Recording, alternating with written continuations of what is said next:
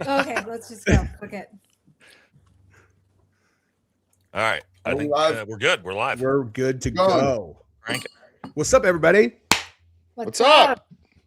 Jesse with the glasses. Cool. Jesse with the mango face. Dude, Why don't we all wear glasses? Damn, Hassan told you not to be talking that shit. Dude, I gotta tell the truth. I put these on because I was self-conscious about my face, but this week filming with the sunglasses, I fucking like it, dude. I'm not gonna lie. I feel like Tim Dillon. I can say whatever I want and no one can see me afterwards. Tim does them all the time. Oh, by the way, hi everybody. I'm Danielle. Sorry. I was trying to get my stuff set up and I was like distracted. Oh, I thought your name was Daddy. Yeah. Yeah, that's what they call me. It's not it. Daddy Wales. Yes, Daddy. Where did that come from, Danielle? Wells. My mom used to call me like Danielle Wellies or Danielle Wellsies. So I just went with Wells. That'll do. Nice. Yeah. Nice. That'll do. So dude, what do we got today? Who's leading this game, Nate? I mean, how we're going to talk. First thing we're going to talk. What do we want to talk about first? We want to talk about false flags first, or we want to talk about Erika Kirk? Dude, am I the one that's muted? What? No, you're good. I hear you. No, you're not muted. No, you're not muted. Or I can't hear anything. Oh, this happens sometimes. Get out and come back in. That's Nate. I can hear Did you. you figure out your computer stuff? Oh yeah, it's good now, dude. Stuff. I mean, You we go can with like hear a you Mac or perfect. what? Can you not hear us? Yeah. I can hear you. No. I can't hear you. I got a laptop. It was the Windows. It was Windows settings that were fucking me up on a brand new computer. Yeah. Anyway, we are going to talk about all of the potential false flags. Okay, I'm gonna go out that are kicking off. Yeah, and you said about Erika Kirk getting appointed to the fucking Air Force thing. And also, God. did you see Thomas Massey and Marjorie Taylor Greene attacking TPUSA for just shitting on Charlie's legacy? If only they knew that everything they're doing is Charlie fucking driving the ship. But yeah, so TPUSA has been trying to use their platform to support this war in Iran, and have been saying that Charlie would have supported this. And if you know anything about Charlie Kirk, that's fucking dumb, because that's definitely not what he believed. He went hard in the paint in June when we hit Iran, like hard in the paint. Yeah. Oh, So I take that back. He went hard in the paint. Then when we hit Iran, he never said he supported the strikes. He just kind of went, I support Trump. And it was very clear. He's gone hard on regime change though, always.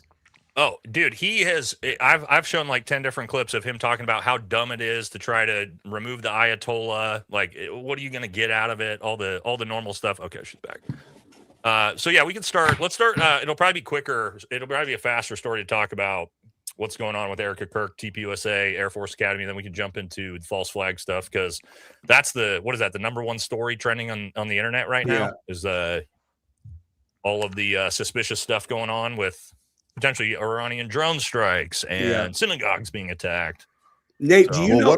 Why don't you tell us a little bit about the board, the Air Force board thing that she's getting appointed to? Because I don't really understand what it is. I have no idea. I didn't either. But I talked to Aaron Love, who's a Air Force Special Warfare PJ. Most of you guys probably already know who he is, but he kind of walked me through what that board seat actually is, because that was my first thing too. I saw that and I was like, why the fuck is Erika Kirk being appointed to an Air Force board seat? So the backstory on this is actually Charlie Kirk was given that board seat by Donald Trump initially, and got so much backlash from the veteran and military community because the dude never served in the fucking military. Why is he on a military board? That they pulled him off of it. And so now that he gets schwacked, and Erika Kirk, however, if Charlie Kirk wasn't qualified for the board seat, Donald Trump has now decided that Erika Kirk is qualified for the board seat. So that's the story. Well, what are her qualifications? qualifications? Nothing really, right? Like, they can appoint anybody they want to the board. You could have a bunch of random people on there, but like, I don't know what they're trying to do. Maybe that's what we talk about in this episode, is like, what is Trump and the military trying to accomplish with appointing her to an Air Force board? Like, I don't know if it's Air Force Academy. Let me look that back up. There is something there for sure, because like, I don't know what they do, but there's no reason to go back into a friction point for some stupid, meaningless appointment if you already got flagged. Like, there has to be something that they are actually trying to affect with the board vote there. And I mean, because there's that I could say that was almost certain because there's no reason to go back into the friction point for what, like for just some random appointment that doesn't mean shit. But what right? what kind of power does she actually hold? I haven't Nothing. It's for her in that specific seat. From what Aaron told me, is it's basically just like a figurehead type spot. Like they're just going to put her in there, and then she'll probably vote on shit. Though that's what I was going to say, because the board seats does that board vote on things, and what kind of things does that board vote on?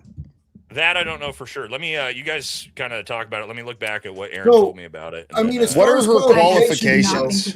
As far as qualifications, I've been studying. Okay, hold on. Here we go. So Aaron said it's a ceremonial board seat with no actual power or voting rights. No, so, who cares? Yeah, but I mean, I guess the question then is, like Aaron said, it's like they're making it so obnoxious and apparent, like they're trying to force it out as a thing that's like a good thing for her and TPUSA. But yeah, from what he said, and again, he's an expert on this, that it's just a ceremonial board seat. She'll have no power. So why put her on it? Yeah. I wonder if there's friction behind the scenes between Trump and TPUSA, or Charlie if he's alive, or Erika if he's alive, and like Trump's trying to like smooth it over with some kind of public thing that doesn't actually mean shit or something. No, I mean, it's about USHA. I mean, it's about USHA. You might not be wrong there because they made her the fucking guest of honor of the State of the Union. They just did about USHA. Is that JD Vance's wife? It's about USHA. They're trying to get USHA out so Erika can get on JD, and she's going to be the next first lady.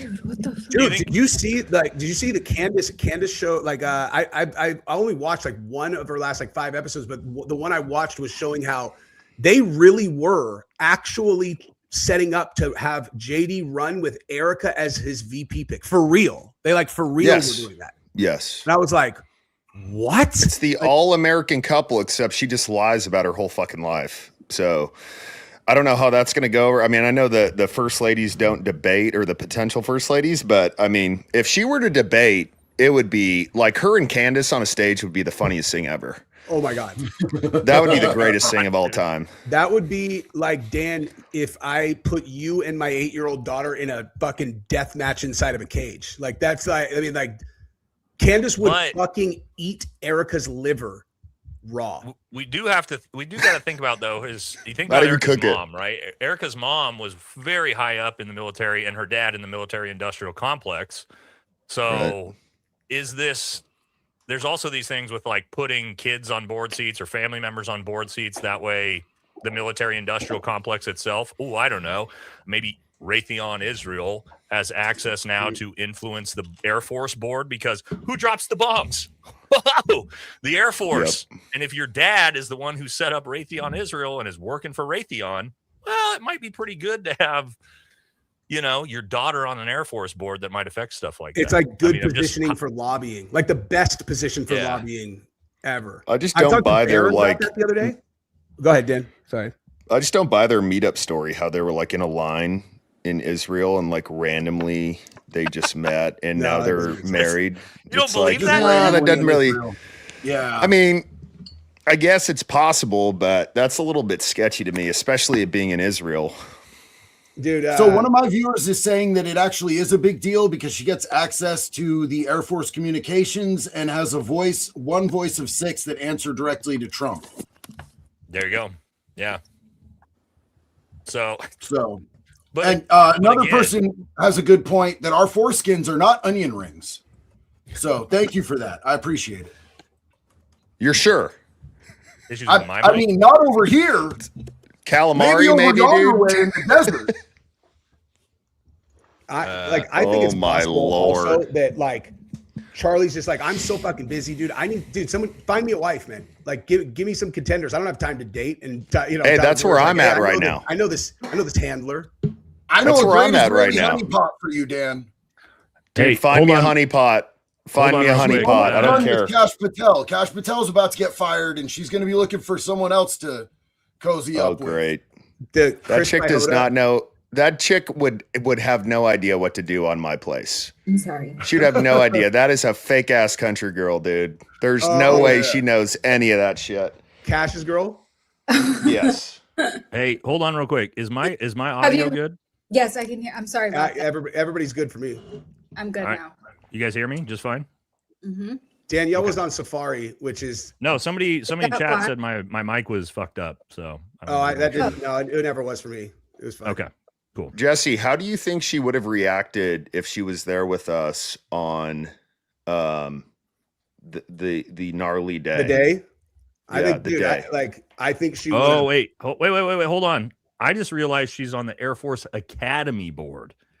Yeah. So this actually is a little bit different, a little bit more influential, because what she's potentially accessing is all of the colleges. leaders? Okay. No, think about this. Colleges, because officers, the Oh, Air that's Force exa- yeah, Academy, things Yeah. like that. She's Well, I thought potentially she got gets to access now recommend- the colleges, which what is TPUSA's big focus? Mm-hmm. Oh. Colleges. Did too. you hear Arkansas passed a law mandating TPUSA be in every single school in the state? What? Look that up, dude. No way. Swear. Well, my mom It's Do was not they- like- it's Does not Nicki like Minaj, influencing like- what we're learning has been a thing that they've been trying to do for a while. It's not like Robert Maxwell like really invested himself in campaigning to figure out how to manipulate what our kids learned.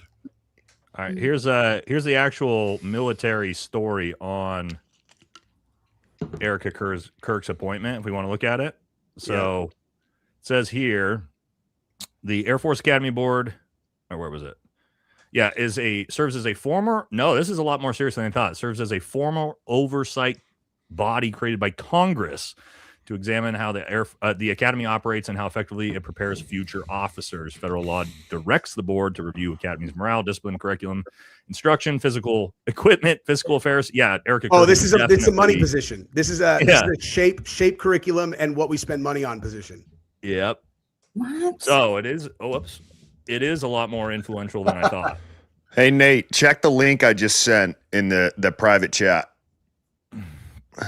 I'm looking at it right now. Oh, yeah. How do I get to private chat? I mean, dude, Dan, you can't if he can't not accept that from the sitting president. No, you know- no, I'm just saying. I'm just saying. Nate was just talking about that. So My mom was just sending me, because my mom lives in Temecula. It's a super small town. I don't know if you know where that's at, but I guess all of the schools down there are all opening up like TPUSA chapters or whatever.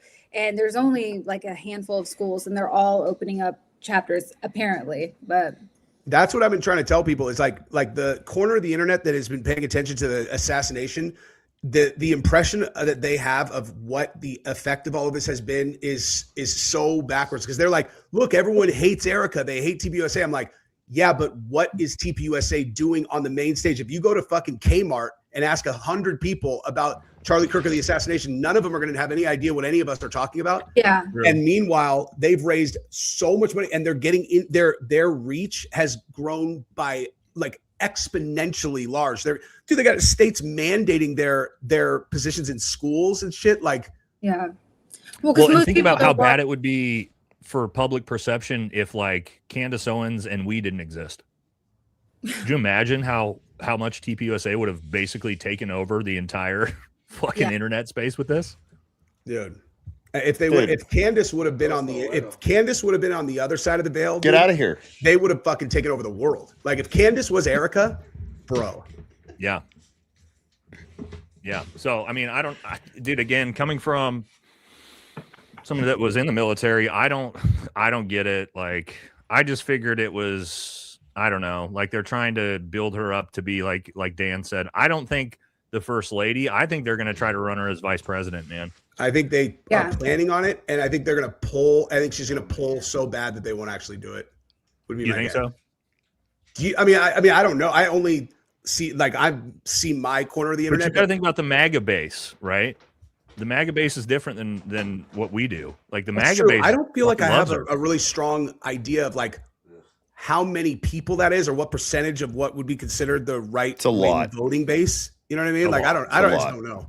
It's way more than our like America First-esque conservatism movement. If you really think about that, like even Candace is tiny compared to the actual Republican establishment, right? Yeah. The MAGA establishment, the Fox News establishment, like it's just massive. Think about we watch Candace and you're like blown away by her numbers as YouTubers. Like, this is fucking crazy, dude. She's doing 200,000 live viewers. Compare that to the full reach of Fox News and that. It's like, it's nothing.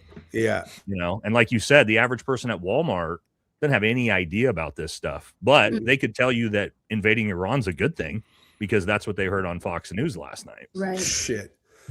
That's not what I've been hearing. Fucking. So what's the deal? What's the deal with that? People just watch Fox News and they just have no clue on like the reality of truly what is going on. Like they can't like do a little bit of research and they just take everything from mainstream media. I mean, are your parents still alive? Yes. Do they talk to my dad every day? Boomers? My dad. Okay. This is probably a really good example. So my mom, when was it? Probably the other day. She's like, but we need Israel as an ally. And I was like, okay, great. You're watching Fox News and shit. Let me just talk to you for 10 minutes. And at the end of the conversation, she's like, oh, okay. So I think it's more of just a trust of the media still. To where they watch Fox News or whatever and they just hear whatever it is and they're like, oh yes, we have to be allies because of X, Y, and Z and because I heard, whoever the fuck say it. And there's just not a lot of critical, I don't even want to say critical thinking. I think it's just ignorance, to be honest. So I talked about this on my last live stream. I think I have it pretty much pinned for that generation. I actually don't blame the boomer generation, even though they're the problem. They are the problem. I don't blame them because I have to like put myself in their shoes. Okay. They grew up in an era, right? Like were born during or right after the time Israel becomes a nation, right? And the propaganda and brainwashing, the Schofield Bible, like all this stuff was just pumped into their generation for 20, 30, 40 years. Think about media back then. There was no social media. There was no independent media. You sat down, you watched Walter Cronkite, who was a CIA asset, by the way. Like, keep in mind, all of those big media names were CIA assets back in the day. And they just ingested, like Dan said, whatever the news reporter said, that was the truth. And that's what we believe. And so now we in our generation understand like, oh, Fox News, CNN, MSNBC, like that's the propaganda networks. That's not real information. Right. We get that. And so we get our information from independent media sources, whereas that generation is just like, no, the media is honest. And this is where I learn things. And it's both sides. It's the blue MAGA boomers on CNN and MSNBC and the red MAGA boomers on Fox News. And they just ingest whatever they're told and they believe it. But you can't really blame them for it because they didn't grow up with it, right? It's like, how are you going to read? Like, you got to like, it's almost like, what does China do with the re-education programs? You'd have to like re-educate 70-year-olds. And like, that's not going to happen. They can't learn how to use fucking email, much less, Also think about one last thing before I turn it over to you guys. Like, think about, is somebody that's believed the same thing for 70 years, you think that you're going to change their opinion when they're 70? Like, no, dude, that's not how human beings are. Yeah. And they actually, I think you can. Like what we watch. I think you can. My parents have changed. Like, my parents watch Nate. You can get them there, but they have, here's the thing, they have you as a son, JD and Dan and me. Like, the average boomers don't have that, right? They don't have somebody that's like trying to walk them through these things, education. I think if I could get anybody in person for 5 minutes, I could easily change, at least get him to question it. The problem is not, I don't think it's open-mindedness. I mean, there are a lot of people who are just closed-minded and they, believe everything they hear. I think the biggest part is I think they just sit there and they're, I don't know, they're just kind of stupid. They're not a little bit.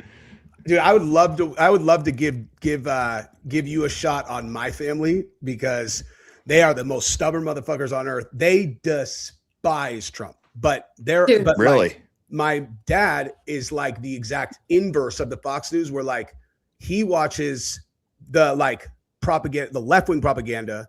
And he's immovable. Like fucking, he's crazy smart. Like, he's a super smart guy. He's immovable. My brother is like, I don't want to think or hear about any of this shit.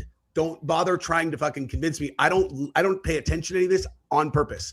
And that's how my mom is also. Yeah. So she's like, You know, like that's just, that's where they're at. They're like, so all three of them are immovable, but I also don't care what they think about whatever, as long as they're not mad at me. You know what I mean? Yeah. My mom I think it's also. Oh, go ahead. Go ahead. No, I was just gonna say my mom actually thinks like everything she sees on the news is what's true. And then if she sees me watching independent journalists on YouTube or whatever, she thinks that is actually conspiracy theories and lies and propaganda and stuff. So she thinks the opposite. And I'm just like, you're so brainwashed. That is one thing. That is how my brother is also. Like when we were on vacation a few weeks ago, we were drunk at dinner, and so I was just fucking with him, and I'm like, you know that we didn't land on the moon. This guy knew he would get super fucking mad. He's like, and he did. He got super fucking mad, dude. And I'm like, why? I'm like, no way. Yeah, and I'm like, I don't even understand why you would get bent out of shape about this. Like, you understand it's impossible for you to know for sure either way, right? Like, so what do you like? What do you? Well, but I think what we forget, because we're Americans, right? And we think about North Korea and Iran or Russia or China, and we're like, oh, how could the citizens believe what they believe with the state-sponsored media and the propaganda? And it's like, you got to understand, the United States is better at state-sponsored media and propaganda than anyone in the world. We're way better than North Korea and Russia, and we've been doing it for 100 years. And that's how we've gotten away with, I don't know, bombing and invading every goddamn country in the world for the last 150 years with public support.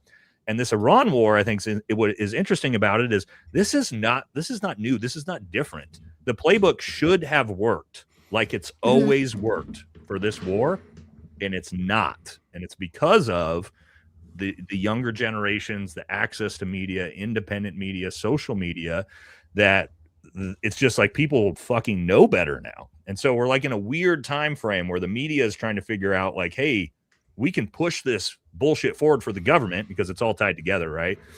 But all of us, the rest of America is going, fuck no, like we don't want this. And so it's this weird clash right now. You can see the government trying to figure it out. And I think that's where we could bring it into talking about false flags, because when the government can't get the populace to support something, especially war, there's one way we've always done it historically. And it's through a massive false flag operation with attack on American soil, because that changes the game. And the American people immediately, we don't want a war in the Middle East, but if you attack us, okay, well, now patriotism says, oh, we're on board now, baby.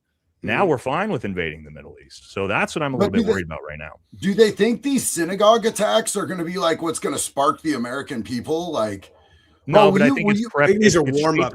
They're shaping the environment, right? This is called shaping operations, right? What you're seeing is shaping operations. These low level things where it's like, hey, make it look like synagogues are getting hit. Hey, have the FBI release some information about how, there might be some Iranian drone attacks. We're preparing the U.S. people for a big false flag that we can then use to, justify essentially boots on the ground to go actually invade Iran. I think that's really, really what they want at the end of the day. Is that really going to happen though? It happened in 2003. Have you guys seen the movie? It happened in Desert Storm. It happened in Vietnam. It happened in World War II. How did we get into World War II? We knew the U.S. government knew the Japanese were going to bomb Pearl Harbor, and we let them do it. That's not my opinion. That's historical fact. That's bad. That turned out pretty bad for Japan. It was great to get America into the war. No shit. Yeah. Dude, do you guys think that so I asked a second ago is if any of you guys seen the movie House of Dynamite on Netflix about the nuclear attack? Have you guys seen that? Yeah, you told me about it, but I haven't seen it. So the reason I bring it up is the movie is about the United States has an incoming ICBM that is definitely going to hit Chicago, and we don't know who threw it at us, and it goes through all the missile defense stuff, and everything fails, and it's literally like the last 20 minutes before this fucking ICBM is about to hit Chicago, and it's all these different branches of government trying to react, and what are we going to do that we don't know who did it, and like it's. I read reviews, from people who had watched it, and tons of people were like, what a fucking letdown, derp. And then you get someone in the middle who has a brain, and they're like, that's the scariest fucking movie I've ever seen. I couldn't stop thinking about this movie for fucking 3 weeks after like the way it ended. I was like, it's like you think about that situation where if we got hit with a nuclear attack, single city, and we don't know who did it, it is like, how possible is that though? Like what technology do we have that none of us have no idea about? Let's to ask where our they can just classified stop. access guy. Betray your classification, Nate. Tell us things. Well, I'm just saying, like, people are saying, oh, what if Iran tries to like send a nuke over, or North Korea or wherever? Like, is it a realistic thing that it's really getting here? Well, let me ask you guys this, and we talked about it in private chat. How does Iran send a nuke here? They can't. How do they send it to Israel? They can't. I'm talking about another country. Like, let's just say Russia got involved and decided to like nuke us. Let's say, like, is it realistic? We have the technology. We know Pretending to be exactly Iran. where any nuke on the entire planet gets launched from and when it launches now. So that movie. But can we mitigate it anymore? Can we mitigate it? Where that movie could be realistic is if you use a uranium nuke that you put on a shipping container, a dirty bomb, right? And then you bring it in on the coast of California and you offload it and then you detonate it in one of the ports. Like that's possible. Oh no, like this movie's realistic. It's one of those it's launched from an area in the sea, because there are ICBMs that you can launch from a ship or whatever. Yeah, so but we know all those things. Any plutonium based ICBM, we're going to know exactly where that comes from and who did it. My point is, the only way this is realistic in 2026 is if you have a dirty bomb type. Oh yeah. Someone dirty bomb goes off in a port, and where's like the big port in LA or San Diego? What's the big Port one? of Los Angeles. LAX. Port of LAX, right? A dirty bomb in a shipping container, a uranium dirty bomb in a shipping container goes off and destroys the port and kills 500,000 people. Like, that's realistic. That could happen, but there's no ICBM way plutonium nuke that's getting launched from fucking Russia that we don't know is coming. So there's no way to track. There's no way to track a bomb. Let's say they put one in a shipping container. There's no way for us to see like if there's any like heat signature on it or whatever they use to track it. No, I don't know. Maybe if we were looking for it, but if you're not looking for it, then Yeah. Shit. I think that's the big worry right now with the Iranian drone attacks is, and if you watch Jack from Black Scout Survival's got an amazing video on it. Incredible. They can launch those drones from like shipping containers on a ship, on a ship, right? And since those ships are coming from China, Iran could very easily like stash a bunch of those drones and then launch those drones from, when those ships are right outside the port, and then actually like hit LA with it. I think that's the big worry right now with Iranian attacks. That's the only way they could possibly hit us is through that, or through some type of Hezbollah, Hamas, whatever. Supposedly there's, I don't know, what'd Jack say? Like 18,000 Hezbollah fighters in America, the government's trying to say. But Kash Patel and ICE isn't doing anything about that. Like, that's the part I like the whole video, but when he was like, the reason he got so bent out of shape about ICE is like, why are we picking up like factory workers instead of these motherfuckers right out of the gate? Because if you think about it from the perspective of a foreign nation state that's an enemy, of course they have people all over the country right now just relax, just with a plan and just waiting on. If Iran does that, though, they know there's no going back from that. So what we're looking at right here, these are the Jesse, crazies. Wait, I don't want to interrupt you. What you just said is the most important thing for false flags. Say what you just said again. Yeah. If Iran does that, they know there's no going back for the United States, right? Yeah. And that's what makes the situation so scary. Is our own government and our greatest ally also know that. Yeah. Why can't we just stay the fuck out of it? How about that? Yeah. Well, because we just move out. We just move out and tell Israel to just do it themselves. Do you want my honest opinion? The smartest thing we could do? I do want your What's that? opinion. I said, do you want my honest opinion about why we can't? No, I want you to BS me. Oh, well, I'll give you my honest. No, I'll give you my honest opinion. Is because they have. Think about this. We talk about the Big E files, right? Well, who actually has all the files? The people he was working for. You would bizarre. think them for sure. And so the reason why we can't get out of it is because, you know, there's obviously videotapes of the president fucking kids, right? Let's just be honest with ourselves. I know it's I don't know why we're not just being honest. No other story, nothing else makes sense for him to be engaging in the most unpopular war in U.S. history by polling right before the midterms. Explain that to me. That decision and the timing to make that decision. Right before the primaries? Right before the midterms? The only other option is he's so easily manipulated that someone convinced him that this was going to be a good thing for the midterms to do right now. Go decapitate the fucking regime and then blah, blah, blah, blah, you know, which is idiotic. So, yeah, maybe he got like totally bamboozled by dick sucker Lindsey Graham. I find that fucking hard. Oh, yeah. You know what I'm saying? Like Lindsey Graham just came in, like, they're gonna attack us and everybody's gonna back us if we go in and fucking Israel, like type shit. I don't think that happened. I don't think that's the most likely scenario in the situation. Dude, Lindsey Graham should just move to Israel. I would believe Trump and Lindsey Graham fuck though. Dude, I want to see what they have on Lindsey Graham. Oh, I bet what they got on Lindsey is dirty. Oh, dude. you know it's bad. Yes, has to be, right? Yeah.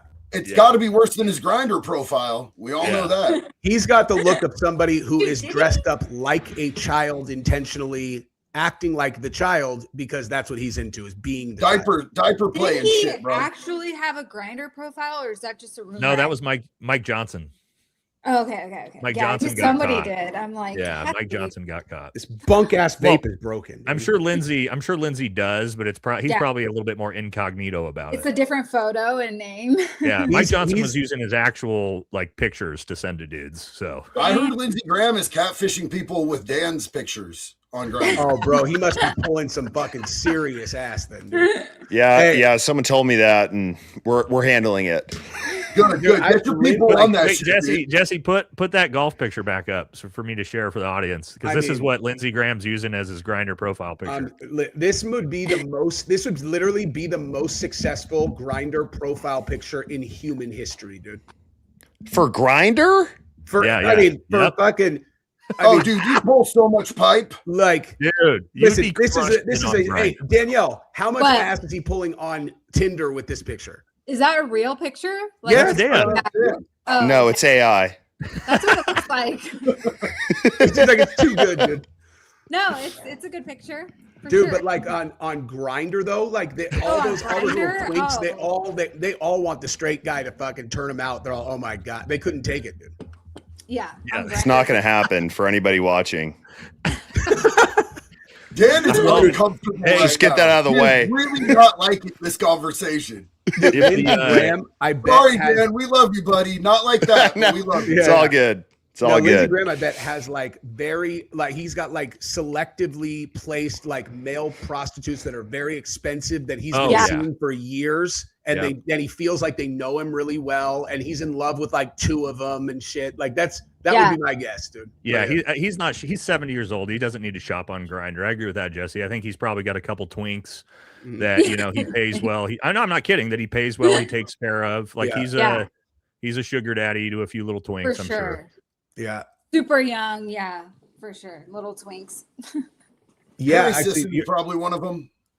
Yeah. What have you guys seen? We talked a little bit about it. The synagogue attacks pretty much all started all over the world the day after the FBI announced there's going to be, of course, it's 24 hours after the FBI announced there's going to be terrorist attacks coming.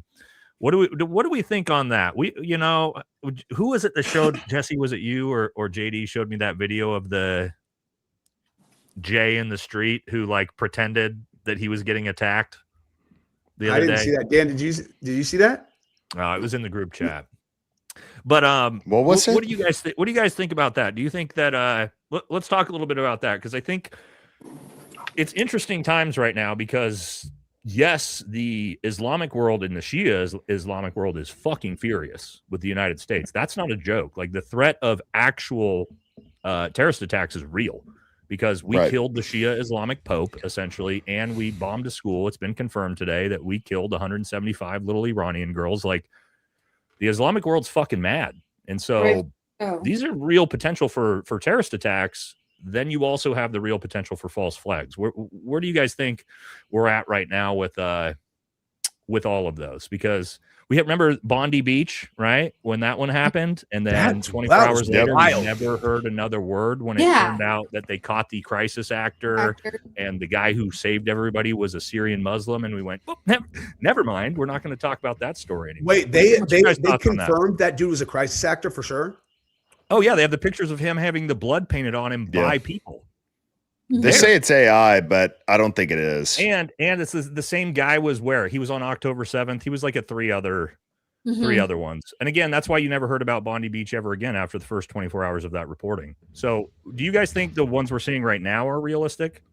Or do you guys think that we're actually seeing real terrorist attacks? And it's hard to tell, but I was just saying, if they are real, these are like the first wave of like dumbbell single person crazies, not like the really serious shit that we might see soon. Mm-hmm. Like state actor. Yeah. I don't think we'll ever know, because if Mossad is involved, they're gonna make it look however they want to make it look. Yeah. And we can speculate and say, oh, this, that, and this and that, but there's going to be no way to prove it. So that's such a good point too, because when I don't think about what Nate was saying, and then Dan, what you said, it's like, so we have an incredibly fertile ground for a very real attack, and then you have a state actor that would benefit immensely from us being attacked, that is known for false flag attacks. Like, if and when it happened, how the fuck would you possibly know? Like, how could you possibly know? It's like Charlie Kirk. Like, we know there is some weird shit going on, but can any of us legitimately come up with proof that completely takes any other theory out of the water? To us, yes, we can. As far as us being like, for Tyler Robinson to do this, it's a wild thought. It's probably the furthest thing from the truth, but like to convince the masses, I don't think so. Right. Oh yeah. I mean, I'm literally at this point, I'm positive I'm right, but I don't want everyone to know. Like, that was never my goal, was like, I'm going to fucking show everybody what they did. It was like partially just because I was like, God, I'm so fucking smart that I cracked this thing. And then the other thing was like, once I was confident enough that I was right, I'm like, Jesus, dude, like, because then it changes the entire perspective of what's happening right now. And I was like, what the fuck? I want to do something like, if you whenever you guys come out and we go to Dan's ranch and shit, if we all watch the first 4 episodes of my series together and you guys are still under 25% that I'm right, I promise you I'll give you $2,000 in cash. I've watched them all, and I think there's a 0% chance you're right. You have not watched them all, dude. Yeah, I have. Yeah, no way, dude. I have. Yeah, I watched your other 2. I'd watched the first 2 already. I think there's a 0% chance you're right, because again, you haven't been able to show me how Charlie Kirk in real time, how I can watch with my own eyes, took a high-powered rifle round to the neck, and I can see the cavitation effects from his neck, because I know what it looks like. That's the whole second episode is. That's why I did that one, because you told me. Yeah, but you didn't explain it in a way that disproves that. Let's talk about it. Like, I don't want to derail the whole conversation on just that. Again, it's just one of those. I think you got a lot of good information, but the idea is still alive. I personally think is silly, but that's just my own opinion. You know? I think it's a fair thing to think about. I don't know if I'm sold on him for sure being alive, but however, I do believe Jeffrey Epstein is 100% alive. Mm-hmm. Yeah. Oh yeah. But we don't have alive, and I'm actually, I would say I'm more confident about Charlie than Epstein current state, but I'm also no way, really. That's all I've been looking at for the last fucking 2 months is like, where do you think he is? I have no idea. Tel Aviv, baby. Bahamas. I think it's interesting. He's in Valhalla, dude. He's hanging out with Nate. Yeah. The two, here's 2 things I'll just throw out is this. Like, the biggest thing for most people are, they're like, why would he do it? And then also, when you think about the whole operation and mechanism of actually doing it, it sounds so fucking complicated. But the reality is that all he needed was one yes. If he convinced Who Trump, would be behind it though, Jesse? Trump, Did you go over military, this? Trump, Cash, military intelligence, JD Vance, all of them. And the reason, and here's the thing, because Charlie, this is a fact that is indisputable at this point. If Trump would have lost the election, Charlie was going to prison. Fact, like for 100% sure, absolutely for sure. And what was he going to prison for? He was the new Paul Manafort. He was the secondary target. Talking shit about Israel, JD. In the yeah, I'm going. In the Jack Smith special investigation, he was Charlie was the number 2 target. Like exactly how they got Manafort in the Mueller one. Jack Smith was the new Robert Mueller, and Charlie was the target. Charlie's looking down the barrel. Manafort didn't even really do anything that was that obvious. And I've seen all the investigations people have done in TPUSA's financials. Charlie, there was illegality all over the place. Like he knew, he smoked. Like he was fucking smoked. He was going to prison. So for like a year, he's probably looking down the barrel at fucking 10 plus years in prison, shitting his fucking pants every single day, every single night. Because if Trump didn't win, that is what was going to happen. That's for sure. Like that. And then who is Tyler Robinson then? Hmm? He's just an actor? Who? Tyler Robinson?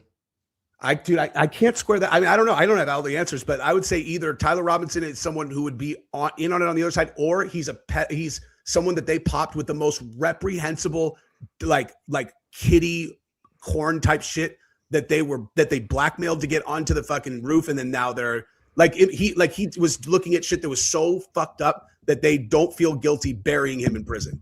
But why wouldn't he talk those then? Are total hypothesis. I have no idea. Right, but why at that point? Why wouldn't he talk then? If he has nothing to lose and he's just going to get killed, why wouldn't he talk? What do you mean? Like why? If he's got like all this stuff hanging over his head and they blackmailed him and a bunch of stuff, he knows he's going to get killed, right? So, I mean, in prison, you mean? Well, I mean, I think he's going to get the death penalty, right? If he's convicted. Honestly, but Tyler Robinson. Here's another thing. I Okay. love the crazy theories, right? Here's another thing. None of the crazy theories ever think about. When you're talking about something like Charlie's still alive. Let's say that who all's involved. Okay, now let's talk about who's involved. All of TPUSA is involved. All of the security is involved. The police are involved. The medical examiners are involved. The FBI is involved. The doctors are involved, the surgeons are involved, the coroners are involved. Right. All of these people are involved, and they all keep it secret, and nobody gives it up. For me, right? Occam's razor is a really big thing. Any theory that takes 187 people being coordinated, involved, and pulling something off that involves rifles and all this shit. As a guy who tactically operated on the ground in combat situations, on how crazy and convoluted hard everything is to coordinate, I have to throw it out the window because it's just not realistic. You know what I mean? Any other situation, I would be 100% aligned with you. And that's why I couldn't figure out what I was looking at for so long, is because it's everything you're saying is accurate.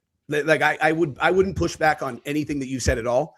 The only thing that helped me with insight when I finally came together is I lived in Utah I didn't know anything. I only knew Mormon people in Utah, and I'm very familiar with that community. And in that community, that is the play. And all these TPUSA guys are LDS. They come from that community. If you have a couple people on the Utah side that are very powerful, I'm telling you, they could pull this off on the Utah side, because there's so much. Utah is super fucking corrupt and super sketchy. That is true. That is actually true. Yeah, and why are they prosecuting him on this at the state level? Maybe. Like you can't rigging because there's no federal crime, Jesse. What's that? There's no federal crime there. What is it? Tyler Robinson didn't cross state lines. Assassination. It can be. Like it was up to the FBI if they want to take it or not. If Tyler Robinson would have traveled from, let's say, Oregon to commit the murder, now that's a federal case, but he didn't. So it's pretty much always going to be a state case and something like that. Political assassination, it's one of those that they have to determine it a political assassination, and then it can be a federal case. But Trump could for sure have been make sure that we take this case and bury that kid. So, well, hold on though. So again, this ties into your big theory, right? Mm-hmm. And obviously the court is involved and has to cover this up now too. Why would the court want it to be a state case, which is allowed to be televised and shown to the American public? Why wouldn't they use that and then actually make it a federal case? Because then it's 1,000 times easier to cover all this up.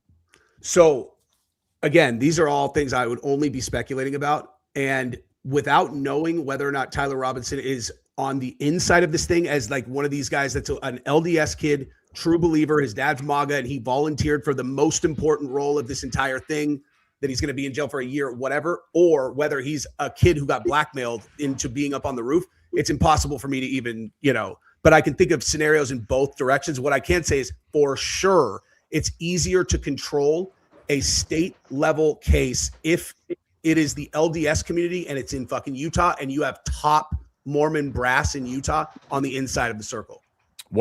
Here's another thing. So all of this is succeeded by the image that he's killed, right? Why don't you just fucking kill him?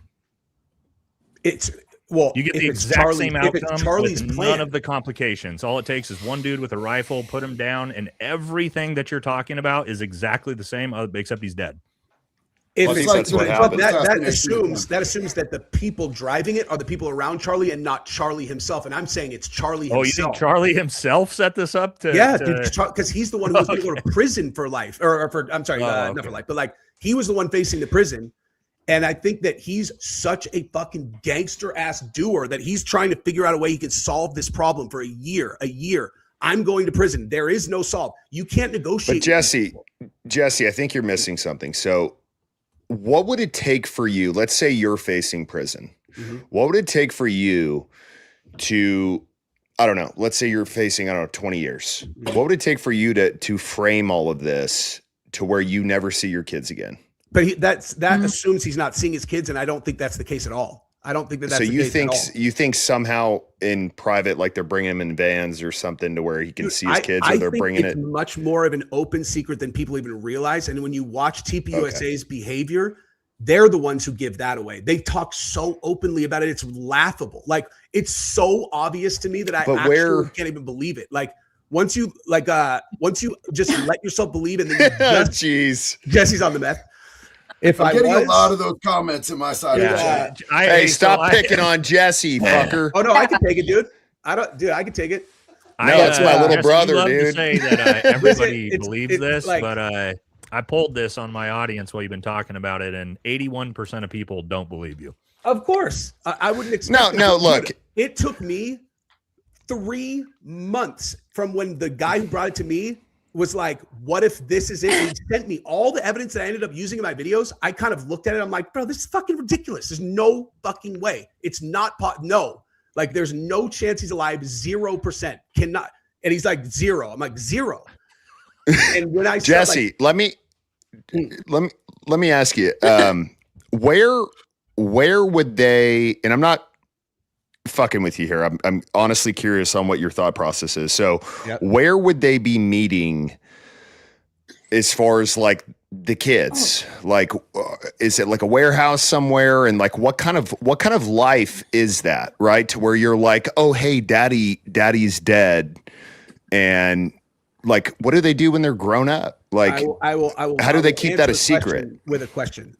So let's say that you have someone who is an top of the government, like someone who's going to flip on the most powerful people in the world, and they're a billionaire, and they're going into some form of witness protection or whatever, right? Like they are now going to be off the grid forever, but they're a billionaire.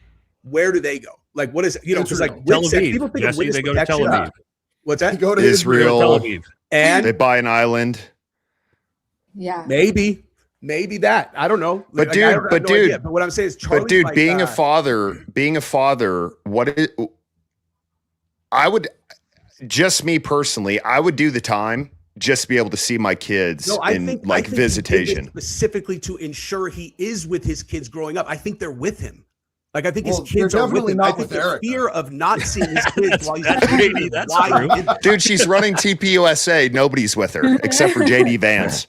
Dude, yeah. The kids are definitely not chilling with mommy. That is true to Jesse's proxy narrative. Everything that she is doing, Charlie's running her, dude. Like, I'm telling you, dude. I got Erika running Charlie way more than she interviewed Nicki Minaj.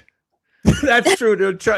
That's it. Hey, the You can't fucking say the Charlie theory falls Kirk is a apart with 17 Nikki, D dude. chess fucking player, and then also say he's running Erika Kirk's bullshit as the worst theatrical performer we've ever seen. No. That doesn't That's- make any sense, dude. But part of the huge part of my entire theory is that like how he envisioned this going is not how it's going at all. This is blown up in their faces completely. Like I think that Charlie thought that he was going to be able to do this one big thing. He'd take himself off the map. That way he's never facing prison ever again. He can't get charged in the future. The thing there where he said, oh, we're going to do this Doge style audit that everybody was looking at and they're all, that's why they killed Charlie. The real reason he did that is because he says we're doing a Doge style audit. He gets taken off the map, and all the previous financial crimes that have happened at TPUSA, if they try to bring those cases later, all of the TPUSA people just go, dude, that was during the Charlie era. They put all the crimes on Charlie, and none of them are open to any kind of prosecution from that moment forward. Charlie goes, he protects his people. He puts Erika in as his proxy. So he's still actually running everything from behind the scenes. He can't get prosecuted because he doesn't exist anymore. And this is all being done to avoid prison. And he thought that if he did it like this, they pinned it on leftists, then what that would do is solidify the strength that they had in the government. They would win the next phase of election with JD Vance. Erika would be his running mate. And then they would end up being president, whatever, that this was all going to go so smooth. And the thing that he didn't realize is that if Erika can't pull off the grieving widow, what's going to happen is people are going to get suspicious and they're going to figure out that all of these people around you that are helping you do this, they're going to think that they fucking murdered you. And then what happens then, dude? What happens when all your best friends are getting exposed as having been involved in this thing and you can't come out and be all, oh, I'm not really dead, dude. Like, that's what, like, it's like, what's more likely? Okay, if you take for granted that all of these people were involved in what happened that day, his three best friends, his chief of staff, his security, Erika, whatever. If that's taken for granted because they are, and I could prove that, what's more likely, that they were helping This is you a mind make it, or fuck. that they all collaborated for the most complicated fucking murder in the history of the world of their best friend and family member? Do you know what I mean? I like your Nope. passion, bro. You're definitely I passionate. like it about too. this. It's not I even don't, passion. I don't I'm agree right. with you, Like, but you're I'm definitely right. passionate. I was Yeah. going to say that. That's my favorite thing about this is just, Yeah. but and I think you answered this actually the other day. I just don't understand, like, if Trump is involved, I don't understand what would stop him from getting somebody to just kill Charlie. Completely just to- misunderstands the entire premise of the entire thing. That question doesn't, it just means you don't understand what I'm talking about. Charlie would have put None this of in us do, motion Jesse. himself to take himself out. Like there's no driving force for this thing. And then Charlie gets brought in. Charlie's the one driving this thing. Like Charlie is the driving force, and he only needed one yes to put this into motion, and it's Trump. If Charlie sells Trump, then Trump gives him military intelligence, operatives, and then they take the Mormons that are TPUSA people, and they can put this thing together. All they have to do is do one fucking movie scene that they do in Hollywood all the time, do it live, convince the world he's gone, and then boom, it's a done deal. Like it's Charlie driving it. There would never be anyone to kill Charlie because it's Charlie's plan to protect himself. Dan, go. I have a question. Thanks, Jesse. I asked this. This on the live stream. I think it was the first one you had her on. But where does the ladder go? Oh. So like a secret warehouse you got? Secret warehouse. This is actually where Charlie is hiding. Oh, fuck Dude. yeah, I knew it. Hey, give him some new babies, Jesse dog. was right. Give him some new babies. He needs something to do. He's bold. No, but it's like, honestly, all that'll happen is at a certain point, there will be enough of like a sliver that people will start, that you're like, okay, maybe. And then you'll start watching TPUSA 2 months. You'll be like, okay, yeah, he's right. They made it so obvious. It's embarrassing. It's embarrassing how obvious they made it. I will say, So like, where? No, I Go was just ahead. gonna say, sorry. The video, what kind of made me think we're onto something, even though I don't think it's so live. Is Oh my lord. the Sorry, I was video working on of something while you were talking. holding Yeah. those hands like in the casket, they just didn't look real. It did look kind of like Oh, a I don't fake know, but I body don't- to me. yeah. So that for sure, I was like, okay, that's not real. But still, I don't know. I have no So idea about like Wait, specifically I can't which hear of you these now. things, like were I'm his gonna hands go real out and or any of come that. back. But it's like, what does it appear like the overall thing was? Was it somewhat where there's like people reacting to a genuine like tragedy of someone getting killed or them trying to sell the world that this political assassination actually happened. But Jesse, where is he? Oh, I don't know. Tell me- I could. No, there's but way for me no, to know. tell us where he is. He's at fucking Danielle's house, dude. Is he at Disneyland, dude? He's Where the like- fuck is he? Dude, I guarantee you get Cash strapped to a chair. Cash will fucking tell you. He knows. The problem we have is the FBI narrative is so fucking bad that Jesse's theory is still, as insane as it is, better than the FBI narrative. Yes. Yeah. That's Yeah. why I'm buying it. It literally answers every single inconsistency. It doesn't, but I mean, I love your passion. And It Jesse, does. I love the videos and I love the passion for sure. It's like not Listen, making dude, like, you think that I started doing these videos like I'm gonna be able to convince everybody? It was like no. I'm just fucking, but I don't care. Like I don't care when people are like, you're wrong. I'm like, all right, you know, like I still But watch the thing them. is I that still watch here's the what's videos. crazy, guys, is he could be right. You know what I mean? Like it could be that Charlie's. I think he is I mean, right. Like at this point, we the information's so bad, we have fucking no clue what's going on. That like, who knows, man? Who fucking knows? Hey, I think he's Dustin. dead. Nate, did you Dustin, hear why don't about you come the- over and tell us what you think about it's my subcontractor. What's up, Dustin? About where you think Charlie Kirk is. Come here. This is your time, dude. Let's go. Nate, No, did you he's hear scared. about the He's did you scared. hear about the news story about how they found the rifle and the dogs that sniff around for fucking 2 hours couldn't find a rifle? Couldn't They find it. left. The FBI came in and they're all, we fucking found it, man. It's in Yeah. the chicken coop. Yeah, I deep dive Yeah. that as somebody that obviously intimately used working dogs. We as Green Berets, we use working dogs on every mission we do, bomb dogs. And yeah, when I heard the fact that and they're bomb dogs, right? They smell explosive powder is what they're smelling. When I heard the fact that the bomb dogs could not find this 30-06 that supposedly just got fired within 12 hours, but the FBI showed up and immediately did, I was like, nope. Yeah. We're done. Like there's a 0% chance. And I'll tell you a real quick story. I told my chat about one of the craziest things I've ever seen one of our bomb dogs do. We were on this mission. It's called a dry hole. We didn't actually find any Taliban in it. Cleared the entire village, could find nothing. Everything was dead. Got to the final big compound, and we were about to exfil off the target because we thought we couldn't find anything. And our bomb dog started our dog handler just cursed the perimeter of this and went into one of the rooms. The bomb dog walks in, sits down on this carpet because that's what they're trained to do when they smell explosive powder is just sit down and not move. And there was nothing in this room. We started digging everything up, took the carpet out. We eventually started digging down into the dirt, like 1.5 feet, and found a trap door. And like 20 feet below the earth, there was a giant cache of explosives. There's no way that we would ever known. And this fucking dog could smell the explosives from like literally 20 feet worth of earth below it. So the idea That's wild. Do y'all idea that use these bomb dogs couldn't smell a 30-06 that's just sitting in a chicken coop 50 feet away from them? Like, nah, dog. Nah. So y'all used what? German Shepherds or Belgian Malinois? Belgian Malinois, typically. Yep. Dude, how were they getting down? Like, did you guys actually go down into the It was a place- trap door that had stairs into a big basement about 20 feet into the ground where they had it all stored. No way we would have ever found it had that dog not just fucking sniffed it out. And you guys got Oh, the guys so- who own the house that hold on. were doing that. Well, we blew it up. We go down there and lace it with C4 and then fucking, blow it up and get Hold rid on. of it. But Somebody in my chat just said that we're the reason that MAGA is being gutted. Us right here. Are you Yeah, I fucking mean- high? Like, are you What? are you dead serious? We're the reason. It couldn't be any of the fact that like dude is completely and totally on Israel's fucking deal, Yeah. like all the way down to the fucking bottom, like cupping the balls just throat deep. Like it couldn't be wait, that we're he's the completely- wait. We here on We- this channel are yes. the reason why MAGA is getting destroyed. Mhm. That is the biggest compliment I've had in a month. Pacifier. Okay. Me, I me never and said, Dan are over here I going, never was part of. fuck yeah, Yeah, I was never dude. part of. I'm not part of fucking groups that you can put Get a 'em. label on, dude. Like, Oh boy, High praise, dude. boys. High praise.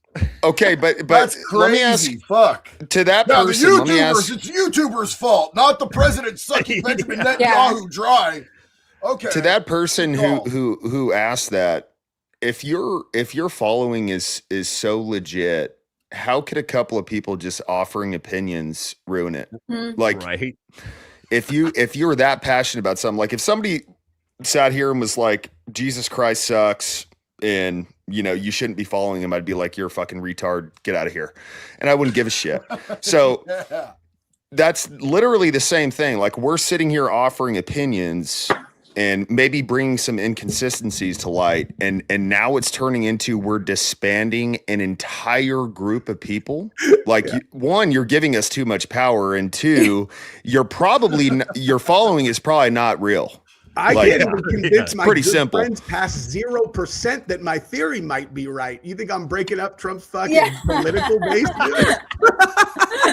It's fucking crazy, dude. The USA, you're zero, destroying dude. all of America. Yeah. Too fragile to be questioned about the USA. Holy shit! I mean, man. well, to be honest, that's actually my goal. That's what I'm trying to do. So I'm glad it's being recognized. Thank you to the viewer. Yeah. By the way. So. Yeah, I'm trying to get rid of all the beta ass fucking fake conservative turds in the MAGA space, like Ben Shapiro and Benny Johnson and all these dorks that have LARPed as masculine conservatives, nationalists in this for this entire time, which they're absolutely fucking not. So yeah, I don't have any problem with us showing that. Yeah, that's not what actual conservatism should look like. I think that's a great thing. Smooth brain, low IQ, no testosterone, sucking and fucking each other backstage at these events, like straight up just bushwhacked out motherfuckers, bro. Like, pretending. Why are we putting people into positions of authority in this country, whether it be in the media or our political spaces, that we, like, my daughter could beat the fuck out of these people, bro. Yeah. Like, I just don't. What does LARPing mean, you guys? What's the Live term action LARPing? Live action role playing. So you Live like action the, role Hey, playing, hey, dog. Jesse's LARPing as a man. like Jesse's LARPing the as a man, dude. You gotta show Dude, your dick on Jesse screen, could Jesse. kill all of us. yeah, that's true. He could kill all of us easily, Jesse actually dude. could fool Come everybody on. on the panel. That's All right, Danielle, IMUFs. Jesse's gonna show his wang on stream for No, because of that I'm one not. comment. He's gotta prove him Hey, wrong. Westwood. I'm not trans. Westwood, dog. I didn't know what LARPing meant, dude. IMUFs. I'm nuts, dude. Yeah, live action role play, dude. Like the Renaissance fairs. No, man, this is all really simple. If you're a part of any group and there are inconsistencies and you're not questioning it, you're in a cult. That's it. For sure. You're in a Oh, cult. yeah. You're a pussy. For sure. I'm gonna mean- question any group I'm a part of, and I'm gonna police it harder than one Yeah. that I'm not a part of. I want to You're hold the supposed people to. that are around me that I would support or consider to be on my team to a way higher standard. I'm not going to Yep. hold That's an fucking excellent liberal point, dude. retard furries to the same standard that I'm Yep. going to hold the people in my own squad. And Right. Yeah. to the person who asked, who said, nice arsenal in the back, Dan, did you serve? He did. He's got 14 Purple Hearts and a Medal of Honor. Oh, He's Force a Valor. fucking war hero. Force Valor. We will address him as a war hero, Force. damn it. Force Valor. Thank you, Oh, sir. no. We appreciate your Oh, service. boy. Yes. Dude, I do. Force Valor might be the funniest thing ever, dude. My phone just broke. What is into that? 10 What did you I say? don't understand it. Valor? JD, explain Instead of Force Force- Valor because they just did it to you. What is Yeah, that? this is happening to me currently. It's happening to my friend Brandon Herrera as well. Instead of stolen valor, it's where your friends force valor on you. They Well, say hold that on, you are a JD. war hero, that you Your served. military friends, so guys like yes, me my military friends. and your Yes. military guys, force valor on their buddies that didn't serve. It's their way of Oh, I'm punching starting to you get out. comments. Oh, I'm that's starting to yeah. get comments about that. Somebody Well, so commented. Dan, here's what I'll do for you. I'll give you a forced valor post here on you here pretty soon, and then you'll understand what forced valor is. So out of nowhere, you'll have like thousands of people commenting, thanking you for your service and being so humble. I can't believe that you've never told us about your military career and all your awards. Okay. And it's because your military buddies thought it was funny to put out on their channels that like Dan actually, dude, he doesn't want anybody to know, but he was in the Marine Corps for like 6 years, multiple Valor Awards, Purple Hearts. He never fucking talks about it because he's a super humble guy. Oh And no! you do that shit without your buddies knowing. And then all of a sudden they're just getting like thanked for their service. And like, dude, it's Got I'll it. do that to you, dude. That's funny. I'll do that to you about the Podcast is rodeo. doing it to me. I'll do that for everybody here about the rodeo industry. I'll be like, yeah, Nate was a bulldogger with me for like 6 years and broke his face one time, and he just doesn't talk about it. yeah, exactly. didn't That's talk about exactly it. what you do. Yeah. They just did it. Treat. JD, do you have Thank that you. picture? I love you, Treats. I appreciate you, Treats. Do you have that want to picture see my that, medal they from made of war? you? Here. The what? The picture that the unsub guys made of you, the Marine Corps. Oh my picture. God, bro! In I dress don't want blues. to. I don't want to play that game, bro. I don't fucking. Dude, you gotta I put don't it up. fucking You play gotta show it. It's hilarious. Dude, 'cause he's got somebody- no beard. Nate, somebody commented AI on our does me post. so dirty. They were like, "Oh yeah, one guy served and one guy acts like he serves," and it's like, dude, have I ever literally said anything about serving or I have guns? Because you have a firearm. Because you have guns. Like yes, I've got dude. guns. Like, you have any idea how many coyotes I have out here? Like, come on, dude. Wait, somebody just Are the dropped guns it. for the I just coyotes, LARP as a Dan? man. I'm just LARPing as a man with firearms, dude. No, they're not. They're to cover up my insecurities, JD. Damn, that's an amazing It's bit. like having a big jacked up That's how it truck. starts, dude. Hey, trans Tim Kennedy said Jesse 51 grenades. Oh my lord. Oh, dude. No, Yeah, the 50 so- cal, the 50 cal I bought up here, Jesse shot that, and dude, that thing sucks to shoot. It sucks. It's accurate though. Like It's very accurate. Yeah. It's just the muzzle brake is straight back into your face, Yeah. and you just have a concussion every time you shoot it, pretty much. Mhm. What So were you that's guys fun. shooting? We shot quite a few things. We haven't started a fire out there yet, which is great. summertime. It's gonna come out someday, dude. It's What? not today. No, we I don't know. It's been fun. The shooting channel is a blast. Super fun. So Could we pack a pedophile full of tannerite and then shoot him? And would he explode if you like packed his Not a real asshole one. real heavy with tannerite? Would he blow up?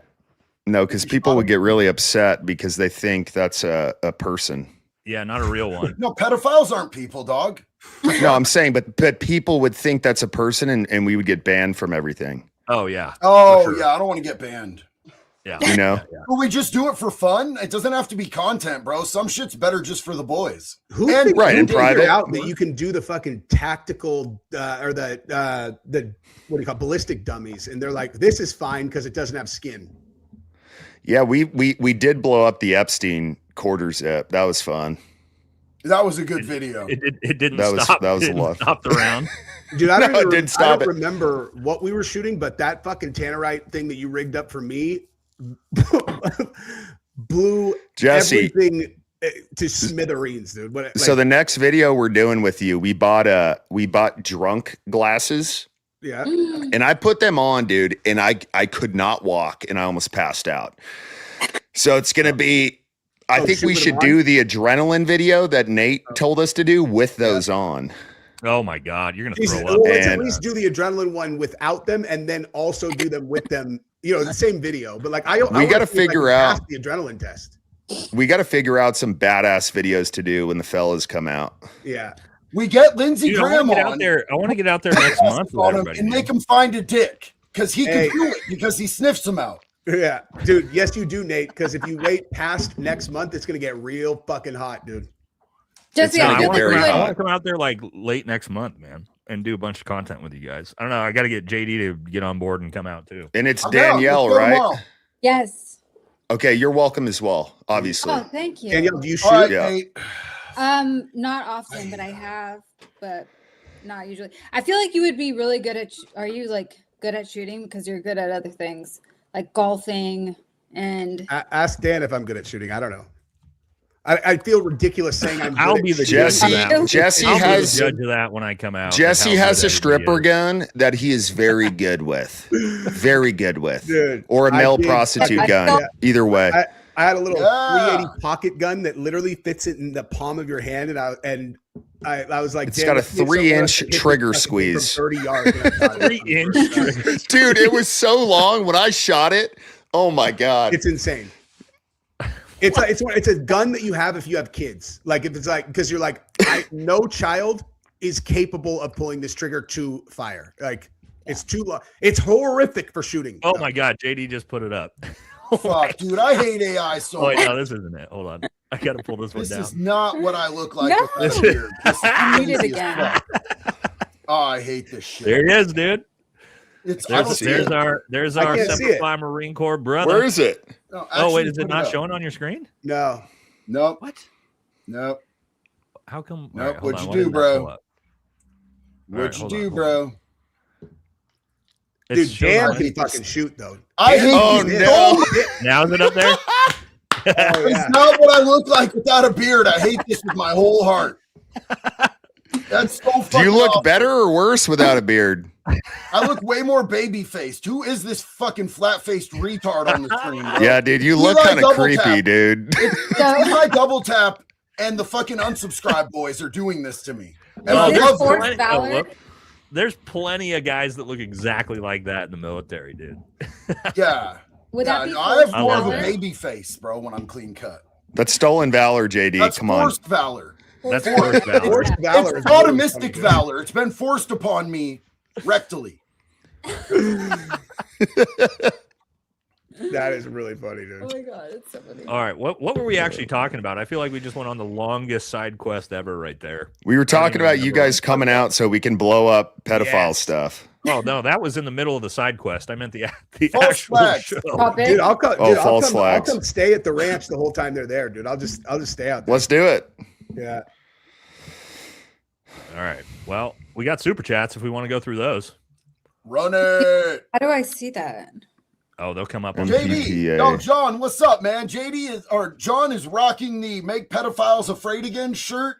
Thank you so much, bro. Love I you, got man. one I of those. appreciate you. Oh, hey! Oh shit! I gotta Women. order one of those, I'll JD. send you one, Dan. They come from Texas anyway. It's an easy send.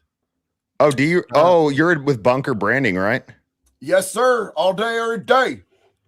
Oh yeah. We're Oh, working on yeah, our we should White talk Boy about of the this Year one. shirt right now. Oh, we should talk about this one. This one broke 2 days ago. That dude's a psyop. Little old Jake Jake Lang? Lang, dude. He's Oh, a yeah. Mossad IOP. Here, talk about. He's I'll a be back shitty in psyop. like 60 seconds. I'll be right back. Jake Let's talk Lang, about Jake What's Lang. up, dude? I gotta Close hit your it ass, in like Jake 10 Lang. minutes. who is pretending to be a white supremacist, Yeah, I'll be pretending right to be back. a Christian, pretending to be an American, is really Israel. He's a wall kisser, bro. He went over there, he kissed the wall, he does the whole thing. Then he comes over here and he tries to make us hate Muslims for whatever that's worth, and runs these weird ass psyops.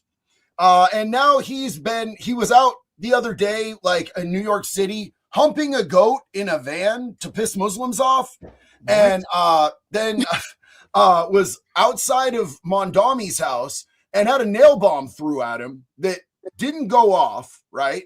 Some dude was like out there with a bullhorn yelling, everybody's welcome in America. And all of a sudden this dude runs up, puts a hand on his shoulder and throws a nail bomb yelling Allah Akbar. Classic television. But then Jake Lang, what's Oh, up? Jake Lang. This is Jake Lang, right? Yeah. Then Okay. Jake Lang gets exposed the next day for literally texting a minor and telling her he can't do anything with her now. He has to wait till she turns 16. Oh, I saw Dude, that text thread was hilarious. Like his explanation was so fucking stupid and so did Wait, not what was it? even- What was it? He Well, blamed first it of all, on the the first thing he Groypers. said is he's talking to Andrew. I'm sorry, No, Alex. Alex Rossen. Alex Rosen, yeah, and he's Mhm. like, Did he address it? yeah, dude. You With want Alex to know what his Rosen. defense was? He had a text back and forth with Alex Rosen where he explained himself, and then he told Alex, "By the way, man, I'm going to go ahead and post this text thread." And he used a conversation between him and Alex as his proof that it wasn't true. You're all, how would you telling Alex Rosen your side of the story, which is also, by the way, provably inaccurate, Mhm. how would that be a strong defense for you on, like, it doesn't even make any sense. Like, he's smoked. It literally says in one of the ones he's all, did you talk to your mom yet? Before they even get into age, he's like, did you talk to your mom yet? And he's like, Asking, oh my god, dude. yeah. Do you need help with your homework? By the way, let's meet up at my apartment. Yeah, hey, what are Uh. you doing up so late, young lady? Oh, That's an No actual way. text he sent her, dude. I know. I saw those, dude. Oh, Yeah. I hope he's done. Like, he can't keep carrying on with his bullshit, right? His foreign asset, fucking agitator bullshit.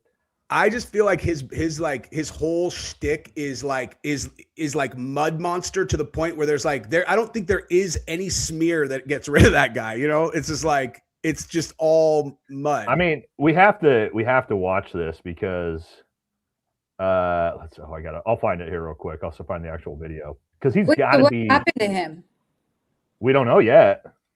Nothing will Did happen he to get him. like arrested or anything? Nothing? No, because technically what he actually said is he's like, so she asked him, how old are you? It's actually a groiper entrapping him. He asked him. So it's actually a groiper entrapping him, pretending to be a 15-year-old girl. Okay. And the groiper says, how old are you? And he says 30. And this is, he's already said, what did your mom say? So he knows he's talking to a kid, or whatever. Yeah. And then he says, why? How old are you? And he said that at 10:30 p.m. and the groiper didn't respond. And then at 8 a.m. the next day, he sent another message. Like he was sitting there waiting all night, just like, how old are you? And she didn't respond. So he's all, hey, because as long as you're not under 18, I don't care. LOL. Yeah. And the guy sends back, I'm 15. And then he's like, okay, well, he says, when do you turn 16? Is what he said. Why does And that he asked matter, what dude? state she's in, because he's the type of dude who has the age of consent laws memorized. Yeah, for every memorized state them. across the fucking country. By state. Yeah. Hey, Nate, there's something up with your mic, dude. All right, hold on. Yeah, dude. It sounds like you're underwater a little bit or something. I thought that Sounds was- like you're in a Lindsey Graham situation. Sorry. All right, you guys. I think I got to hit it. Graham's butthole or what? All right, stud. Are you coming to Port Aransas, Dan, or no? Dude, I really want to. I just got to figure out this house deal. Well, we'll be there So- all week. So, like, if you guys are gonna come out for a couple of days, just let me know. You know where you Yep. have the address.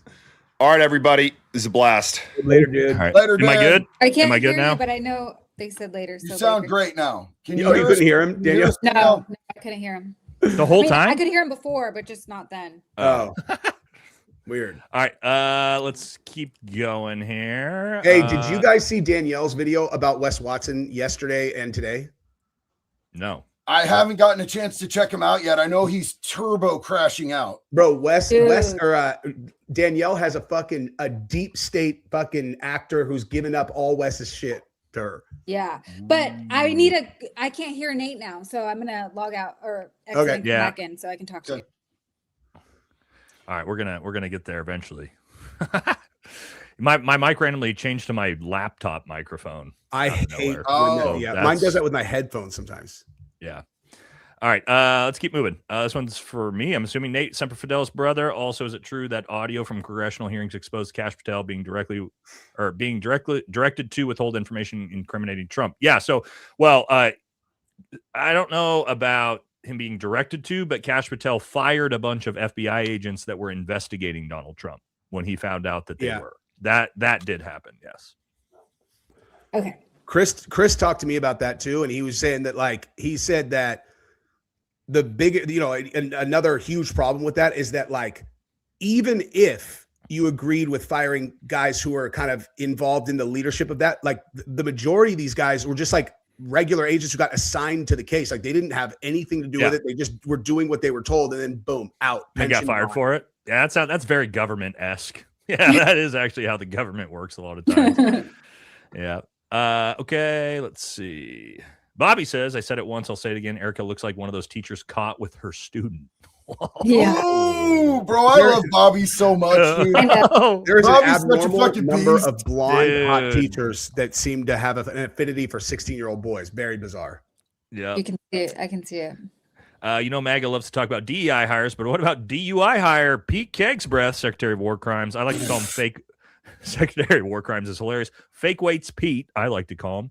Complete operational failure to not have a plan regarding the Strait of Hormuz. Yeah, and we're seeing that with gas prices, everybody. How high do you guys think gas prices are going to get? Dude. I think we're hoping gonna make 12. make a deal that requires us to give concessions that were unfathomable a month ago. Oh, like we're going to surrender. I don't think we have. I don't think we have a that's choice. Based on what I heard 100%. this morning, we have no 100% choice. agree with you. So this is, can I give you guys my three, and I talked about it on my live, I think on my last live, the three options that are going to happen in this war. Okay. One, in about a week or two, or Donald Trump, maybe even the next couple of days, the United States surrenders. And by surrenders, I mean we capitulate, we run out of munitions, we realize Israel's getting absolutely destroyed, but we declare victory. Donald Trump declares complete victory. We did it, we won, and then we bounce. And we're like, all right, we're good. Nothing is achieved. And I think that's kind of the surrender option, Jesse. 2, we have some type of false flag that we actually go full-scale boots on the ground, another 10-year war, we lose 150,000 soldiers. Or 3, either us or Israel goes Japan, Hiroshima style. We have to force Iran to capitulate, and we nuke Tehran. I think all 3 are actually legitimate possibilities. Yeah, I think it's going to be number 1, and I think that the almost ironic thing about it is that what was the stated biggest overarching goal here was like Iran cannot be allowed to have a nuclear weapon. And after this, Iran could literally just be like, yeah, we're going to make nukes. What the fuck are you going to do about it? And why would they not? If I'm Iran, I'm literally I'm doing everything I can to build nuclear weapons as fast as I can, because we have no option but to nuke them. Because we tried it, and they have strategic whatever. We tried it. They're going to win again. They're going to win again. I do like this comment right here. Trump derangement syndrome is a sickness. Yes, at this point, supporting Donald Trump is TDS. Trump derangement system is MAGA supporters. So I do like this comment. It definitely is a sickness. I agree with you on that one, I support Trump with things that I agree with him doing. I'm talking like the Iran war. Like fucking kids, or the Iran war? No, not that. I don't think he did it. Well, what things do you agree with him on? Currently, policy-wise? All the HHS stuff. I'm a huge fan of RFK and that stuff, but obviously. Do you mean like just now we made protections for Monsanto so that nobody can sue them for cancer, and RFK had to backtrack, and then also we're no longer going after. Yeah, and then we're not going after food dyes anymore. Like all the HHS stuff has been thrown out the window. So you support what, that Monsanto now can give us cancer and we can't sue them for it? That could be true is if you're right about it. I am right. That's a huge story. That was 2 weeks ago. I just got glitched out, but they hold on, let me see the Monsanto one. It doesn't matter. As far as the Iran war, that's kind of a big thing to miss, Jess. Yeah, that's old news. So this is my point, Jesse. Is this what I'm talking about? Is people who are like still stuck in MAGA? They're like, well, I support some things, and then I go, well, yeah, but none of that's true. He's not doing any of that, and you go, oh fuck. Mm-hmm. Oh, the fucking news cycle is like week to week, and it's like this week. So what else? Give me something else that you support. From the very beginning, I was like, why the fuck are we doing this? Why are we going to war? Give me something else that you support Trump's doing policy-wise. Oh, I don't know, dude. I don't know. Oh, there it is. That's MAGA. That's MAGA. I can't name one fucking thing. All right, I'm not fucking MAGA. No, I get it, man. You said I support Trump on good things, and then you can't literally name one fucking thing. When we're doing good stuff, I'll support it. What I'm saying is, that was my point. Is you couldn't name one thing. That's my point, man. Thought trapped, where it's like if he does something good, I can't support it because I'm like now like in the other. It's exactly. I get it, man. I get it. You're gonna get there. You're capitulating. You're close. You're still on the fence, but you're gonna get there. All right, let's keep moving. All right, here we go. Let the town hall meeting begin. Bring it on. The podcast against Laura Farling, the Super Bowl, or was that State of the Union? God bless y'all. Thank you, Chucky. Go. This one's for I'm not sure who. Hi, JD. Just wanted to apologize to you for that last live. I got really high and was talking message. I took accountability and apologized to our community. Much love, everybody. Jamie, it is all good. I say wild shit 90% of the time, and I totally get it, bro. I'm not high. I just do it because I'm like mildly, legally, violently retarded. So it's all love, Jamie. Dude, I was high as fuck this week for the first time in a long time. Yeah, JD. Yeah, Jesse. Dude. The pictures you were sending, bro. I was so fucking high. I don't do that shit. But I was in so much pain. I was like, Gabrielle's just administering the drugs to me. I was I was whacked out, man. Oh yeah. Oh, look at this one. Look at this guy, just fucking fat as shit, ugly as shit, dork, chubby ass neck, saying Nate wishes Kamala was president. Holy shit, you need to get in the gym. First of all, you sloppy chud. Second, what could we say? Would Kamala have been worse? What's the difference between Kamala and Donald Trump at this point, guys? Mm-mm. Is there any difference? Do you think we'd be in the Iran war most likely? economy would be terrible. Gas prices would be high. What would be worse with Kamala? The only difference did is butt the fuck all border the is trans shit. a little bit closed. And What do you instead mean? of not being able to talk about- The transit. Donald Trump literally just put in the Save America Act that fucking parents can fucking trans their kids. So how is that He different? backtracked on that because he got flamed hella hard. We bullied him into fucking backtracking on that. But yeah, he had Right. every Good job, intention us. of allowing it. That's my point, right? So what's different? Come on, guys. What's different between this guy? This dipshit left the comment. Let's help him out. Oh, dude, I'm not anywhere near that I would have voted for Kamala ever. I always said I would have voted for I'm RFK saying what over is Trump from the different? beginning. What would be different with Kamala as president than we have as Trump? Oh fuck, I don't know. I intentionally don't go hardcore. I have fucking no idea. Nothing. The answer is nothing. It'd be exactly the same, right? We all know that. It's the uniparty, right? Are we there? We all agree that the uniparty fucking exists at this point? Everything stays the same in all of the major categories, no matter what, always. Exactly. So again, just be careful with this. And seriously, get your fucking shit together or change your profile picture. My God. Okay. Let's keep moving. All right. Florida man here. I've been through every hurricane since David surfed all the largest waves. Sick. Never surfed a nuke shock wave. Join me at gate code 7754. Okay. So I kind of like that one. Yup. If they nuke off the that's like Point Break, right? The giant wave that Keanu Reeves and Patrick Swayze surf. Yeah. Wait, we'll say that one more time. The nuke wave, the giant wave that they surf in Point Break. Dude, Yeah. In the new Point Break, they did that, like the tsunami wave, but like the original Point Break was just, dude, that's the 50-year storm at Bell's Beach, bro. All right. We're in the middle of the Great Reset. Oh, this is for somebody. Sorry, but these ones. Sorry if I'm. These aren't mine. Anybody know? We're in the middle of the Great Reset. It is Hegelian dialectic, because cause a problem, let it get out of control, solve it with New World Order. I mean, that certainly seems to be what they were doing. And Jesus, I don't know, man. Like I'm in a bad headspace for the world in general. But well, we all are, bud, because the world is pretty fucking sketchy right now. You know. Yeah. Oh my God! Look at this picture of this dog. Lit, dude. That's fucking lit. Like, All right. Let's go. Jan Goyam says Punisher movie sequel, whole family killed in airstrikes, voted Supreme Leader, coming to theaters near you. dude, did you guys know that Netflix fucking is doing a remake of Man on Fire? Really? It's coming out like next month. It's a series, but it's like John Creasy, fucking Denzel's character, except it's some other dude, I can't remember who, but like I was like, that's pretty ballsy, because there is a 0% chance this is going to be as good as Man on Fire. So like, you know, I guess you could call it that, but we'll see. I mean, if it's as good as Man on Fire, the movie, I will be. He said starring Jesse. What is it? Oh, look, They Man said on Fire? starring you. Yeah, starring you. Oh yeah. Yeah, dude.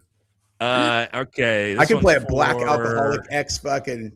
D-Man, what's up, buddy? One thing that needs to be tackled first is these woke school boards still pushing dirty books on kids. That shit has got to stop before the other shit gets resolved. Hey, look, That just I'm happened to gonna be your kid. 100% with you. That just happened to my kid at her school, and she called out the librarian, and the librarian was like, "These are state approved because this is an inclusive school." Do you know Wait, she what said books they state started- approved? Like, In Yeah, Oregon, do you know- they are, no, dude. I'm in Oregon. It's a blue state. Do you know why they started burning books in World War II? Do you know what type of Well, books they were burning? Weimar, Germany. Fucksies. Yeah. Yeah. No, that Yeah, shit that's needs to get the fuck out of our schools. I don't want kids reading straight books about sex in fucking Yeah. middle school. obviously. Yes. Yeah. Yes. Like, I Because don't. they're They definitely children, don't dude. pornographic cartoon books about fucking transgender people, gay people, lesbian people, and non-binary fucking toaster lamps in fucking middle school. That shit's retarded, bro. And Dude, it's predatory. It's my pedophile favorite shit. own of that part of the like culture war was when DeSantis wrote the fucking parental visibility act or whatever, and it was 1 page long, and it was and they called it the Don't Say Gay bill, and all it said was no public school teachers talking about sex with children under 7. and they made it out like that was Seems like a pretty good bill. seems like a fucking common sense one-page bill. And they were like, this is persecution of the homosexual teachers in Florida. You're like, what the fuck are you talking about, dude? Bro, you can That's say crazy. whatever you want about DeSantis, but I lived in Florida for a long time while DeSantis was in charge there. And DeSantis did big fucking things for Floridians, man. Like living in Florida, I feel like I had Florida privilege coming back to Oregon. Oh, during like, COVID, dude? Holy fuck, I didn't realize how good I've had it. Oregon still hasn't recovered from COVID. Florida locked down for 2 weeks, and then he was like, we're done with this BS. Fuck 6 feet. Dude. Fuck masks. We're going right back to business because people aren't going to lose their livelihoods over this dumbass cold. And boom, they went right back to it.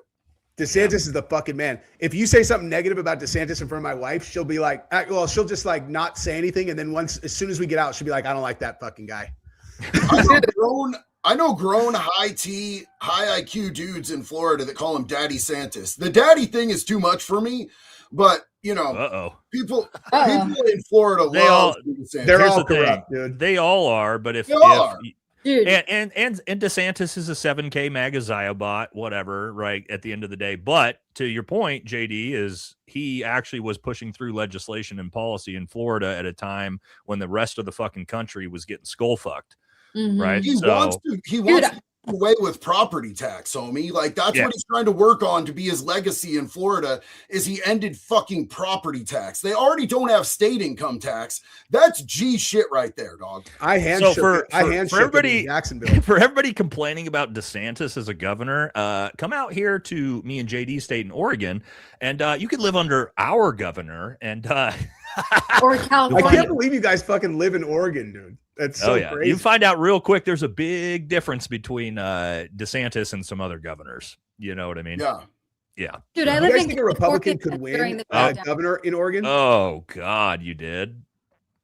Yeah, terrible. Like our whole mall, everything was on fire. Am I frozen? No, you're good. No, you're good. Yeah, everything was like on fire, looted. Dude, every single street, homes were getting broken. Like it was terrible. You're talking during the LA fires? No, During COVID. during COVID. Yep. California. And the LA fires. Yeah. Yeah. Santa Monica, Yeah. the Rodeo, Thousand Oaks, like Studio City, all the malls, Mercedes, they were stealing cars out of the dealership, like driving them out because you know how they keep the cars inside, like in the lobby area. They were driving them out the windows and like spray painting. Oh my God. Yeah. That's Well, what it looks let's like when fucking Law and Order. Gavin Newsom, baby. It was So, crazy. hey, And that's- he had the what's it called? He mobilized it. I forget what it's called. Why am I drawing a blank? Anyways, like the military came out here. I don't know. National Guard. Oh, the National Guard. Dude, LA has had where were you when the fires happened? Me? Yeah. Here, LA. Yeah. Mm-hmm. How close did it get? But so I was working in Marina Del Rey, which is pretty close to I know San where it is, Francisco yeah. at the time. So not too far. Like you could see them through our window, and I lived a little bit further away from there. But still, like smoke in the air. Hoses were turned off when the fires were first starting. You know, you couldn't get any water out of the street hoses. It was crazy.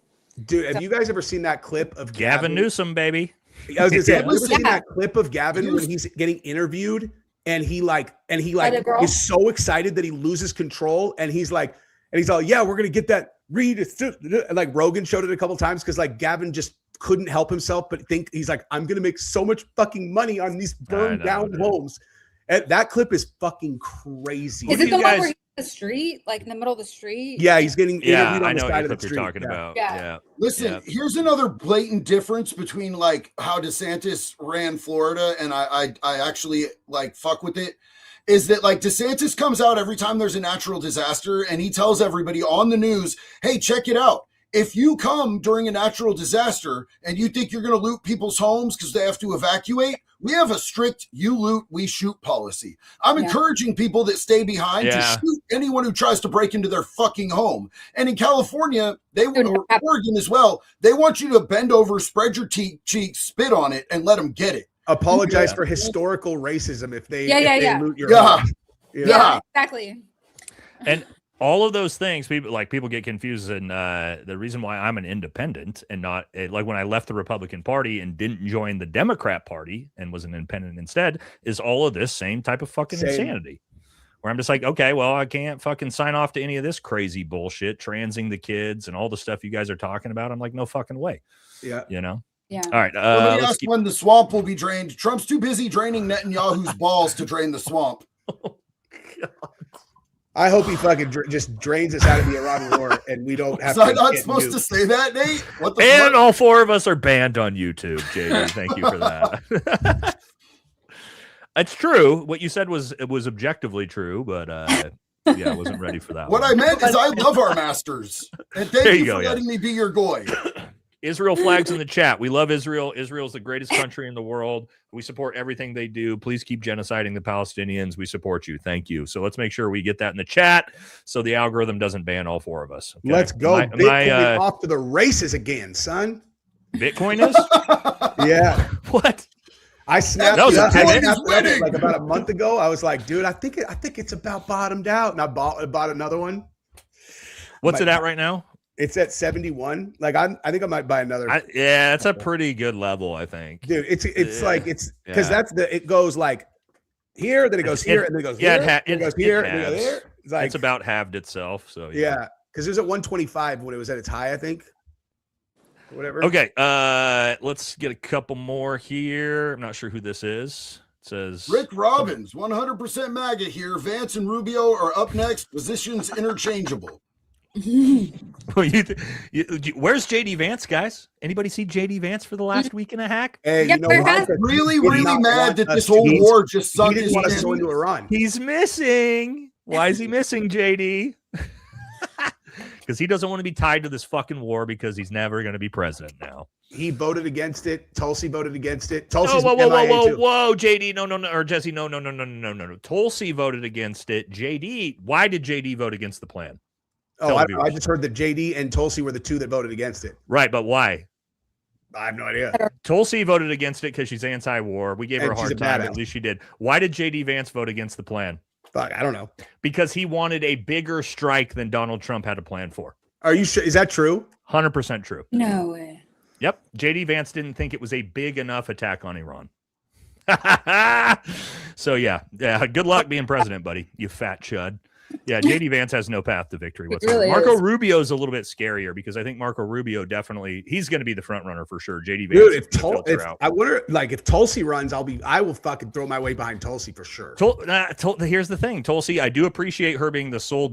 Now that we've learned her being the sole non-vote on invading Iran, but I mean, she's got to come out publicly and denounce this shit, man. She for the last 15 years, her entire platform has been anti-war.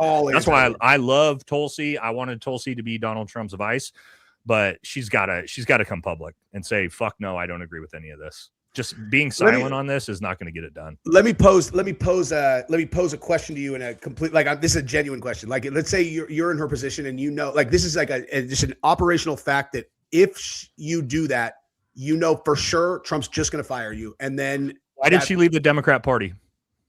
Because she endorsed Bernie. They railroaded her. She refused to back Hillary and all of them. And why did she refuse to back Hillary? Because she's a warmonger. And so this is my point. So if she's already demonstrated that she will not stand for this bullshit and she'll leave, if you force her into it, she's been forced into it, she's not leaving. So she's lost a ton of integrity and respect when it comes to that. What if it? And I'll throw some defense behind Tulsi because I actually trust her motives. Don't get me wrong. I love Tulsi, huge Tulsi fan, but she's fucking up right now. She has access. She's the head of national director of national intelligence. So she would be privy to the top level of what actual domestic threats that we're facing from overseas. Correct. What if she's looking at this and she's like, if I leave, it makes it much more likely. No, because Tulsi already came out and addressed this. What did she say about Iran? The threat of Iran. I don't know. In the congressional hearing 6 months ago, she came out and said there is no credible evidence whatsoever that Iran is developing any type of nuclear weapon. No. I don't mean from Iran. I mean like she's aware of some kind of threat. We're talking about the Iran war and why she's not coming out and talking against it. If she thinks Trump will fire her and then she won't be able to affect defending the American people against some other threat that is No. You're doing mental gymnastics, brother. Yeah. She's already been disrespected by Trump twice. I'm just trying to imagine. Do you know what Trump calls the DNI? What's the Director of National Intelligence, Tulsi Gabbard? Do you know what his nickname for DNI is? Do not invite. You know that? How do you? Because Trump said it himself about Tulsi Gabbard. What did he also say about Tulsi Gabbard 6 months ago after that congressional hearing? He said, I don't give a fuck what she has to say. We're going to do what we do. Go watch it. She said it on his airplane to the reporters. You got to keep up, brother, with this stuff, right? I intentionally don't, dude. I intentionally just saying. fucking don't. I don't keep up with a whole lot of this stuff too. That's why I reserve having opinions on certain stuff. But I think what Nate's talking about is when she came out, right when we bombed them the first time, right? And she came out and said they don't have weapons of mass destruction. They're not. Yep. It's not a credible threat, and that's not what we're actually doing here. Correct? That's when Trump turned on her. Yep. Yeah, I thought that was when he turned on her, because there was a very direct turn on Tulsi. Yep. And then when we made the decision to go nab Maduro, right, to go pull him out of his bed, they did not include Tulsi Gabbard into that discussion whatsoever. She didn't even know it was going to happen. And he made the joke of the reason why he didn't invite Tulsi is because she is the Director of National Intelligence, which DNI means do not invite. So, yeah. So to my point, Jesse, if you're Tulsi Gabbard and you've been disrespected twice by Donald Trump, and now Donald Trump is invading fucking Iran when your entire political spiel for 15 years is anti-war, why would you keep working for him? I just honestly, I don't have enough. I don't know how all these parts fit together. No, I'm just saying, if you were in her position after he's done all of these things, why would you not leave yourself? Why would you wait to be fired? Why would you not put your foot down and say, fuck this? I'm speculating, but if I understand Tulsi, which I think I have a halfway decent handle on her personality, I would imagine that her motivations have to do with what she perceives to be the best move for the United States. And if she does this against him, then she gets ousted, that she thinks it'll be worse for the USA. I might be projecting like too much fucking faith in her, but that would be my guess. You are for sure. Think so? Yeah, of course. I think she's in a position now. The reality is she left the Democrat Party. She burned all those bridges. She wants to remain in politics. If she leaves the Republican Party and burns all those bridges, Democrats aren't taking her back. What does she fucking do? She's irrelevant. So she can't go anywhere now. She's stuck. She made her bed and now she has to lie in it, as the phrase would say, And it sucks because I was a huge fan of her. I still do like her. I just would like to see her have a little fucking backbone and integrity and, her own values that she portrayed to us for 15 years. I'd like to see her actually carry those through, Yeah. Like when you saw me flip out about when I was really under the weather that first day and I lost my shit and wrote a 3-paragraph thing about Crowder, like that stuff that's why I'll always default to people like her who are in leadership, who have actually had to do the things that these fuckwits are recommending that we do. And it's like, why are you not listening to her who, they should be listening to her. Yeah, I know. For sure. That's what I'm saying. But I mean, the same thing happened with, the Charlie Kirk case when the FBI and Kash Patel shut down Tulsi Gabbard and Joe Kent and didn't allow them to have any information or any access to anything to look into foreign involvement in that. Yeah. But again, slapped in the fucking face. And it's just, I look at it this way. For me, man, it's like, let's say I was a part of MAGA and Trump appointed me to something, and then he just fucking spit in my face and slapped me in my face and publicly embarrassed me multiple times, and then was doing all the things that I morally am against. I would fucking resign, and I would say, fuck you. That's what I would assume most people with integrity would do. It just depends on how people see their role. Like I never see myself as like I've always been a person. I'm like in groups, but I'm doing my own thing. And where like, if someone was like, I am a subordinate piece of a chain that connects here, then I could completely understand that. Like, I always would just think of myself as like, okay, no matter who it was, I'd be like, okay, but where do I fit in this? Because my goal should be the United States of America, protecting American lives and and if coming out publicly against him was most likely to have a positive outcome on whatever I saw to be the priority to protect Americans, then I would do that. And if I thought it would lead to something that was a less good outcome, I would not do it. You know what I mean? Yeah. Again, for me, it's just like, again, we're both fans of her. Yeah. I'm just disappointed that she abandoned her values. Here's the thing: is if you're a fan of somebody. if you're a fan of somebody and they have like portrayed themselves in a certain light, a certain principle, a certain character, and they start letting you down on that, you should objectively hold them to a high standard because you were a fan of them. You did support them. You did fucking have their back in some way, shape, or form. You have a responsibility to hold them to that higher standard, bro. That's true. Yeah, For sure.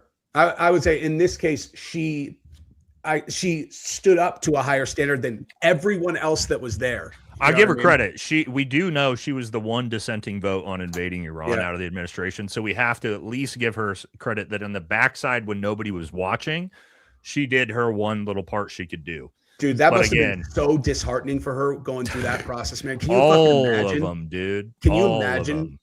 Yeah. Like Especially she for her, went she with and all the shit she went through. she got promised the same thing we all did. Yeah. No new foreign wars, no new foreign entanglements, no war with Iran, no new forever wars, no regime change wars, right? We all got promised that. Yep. She doesn't strike me as someone who's very understanding about someone being like, well, you know, it's a political promise. It's like she has always struck me as a person where if we eyeball and say a thing, I can absolutely bank on the thing she said being the thing that is going to happen from her seat always. I'll say there's still plenty of time to see changes happen in this administration. We're early. 2.5 years left in a raging war. You could very easily see. We just saw Noam get fired. You can see the midterms, I think, are going to really shake up the political world. If Democrats absolutely obliterate the midterms and take both the House and the Senate, I'm not sure they're going to take the Senate. If they do, you're going to see huge changes in the Republican Party, because what's going to happen is Republicans, after they get blown out, are going to go, oh, this is a liability now. And politicians, we all know, are opportunists. And if Trump becomes a liability to your politics, they'll all flip on him. We're going to see here in about a year what really shakes out. What I hope happens is that real quick, Yeah, go ahead. James Twain, I love you, brother. That was dirty. I love you, dog. And Banhammer, what's up, brother?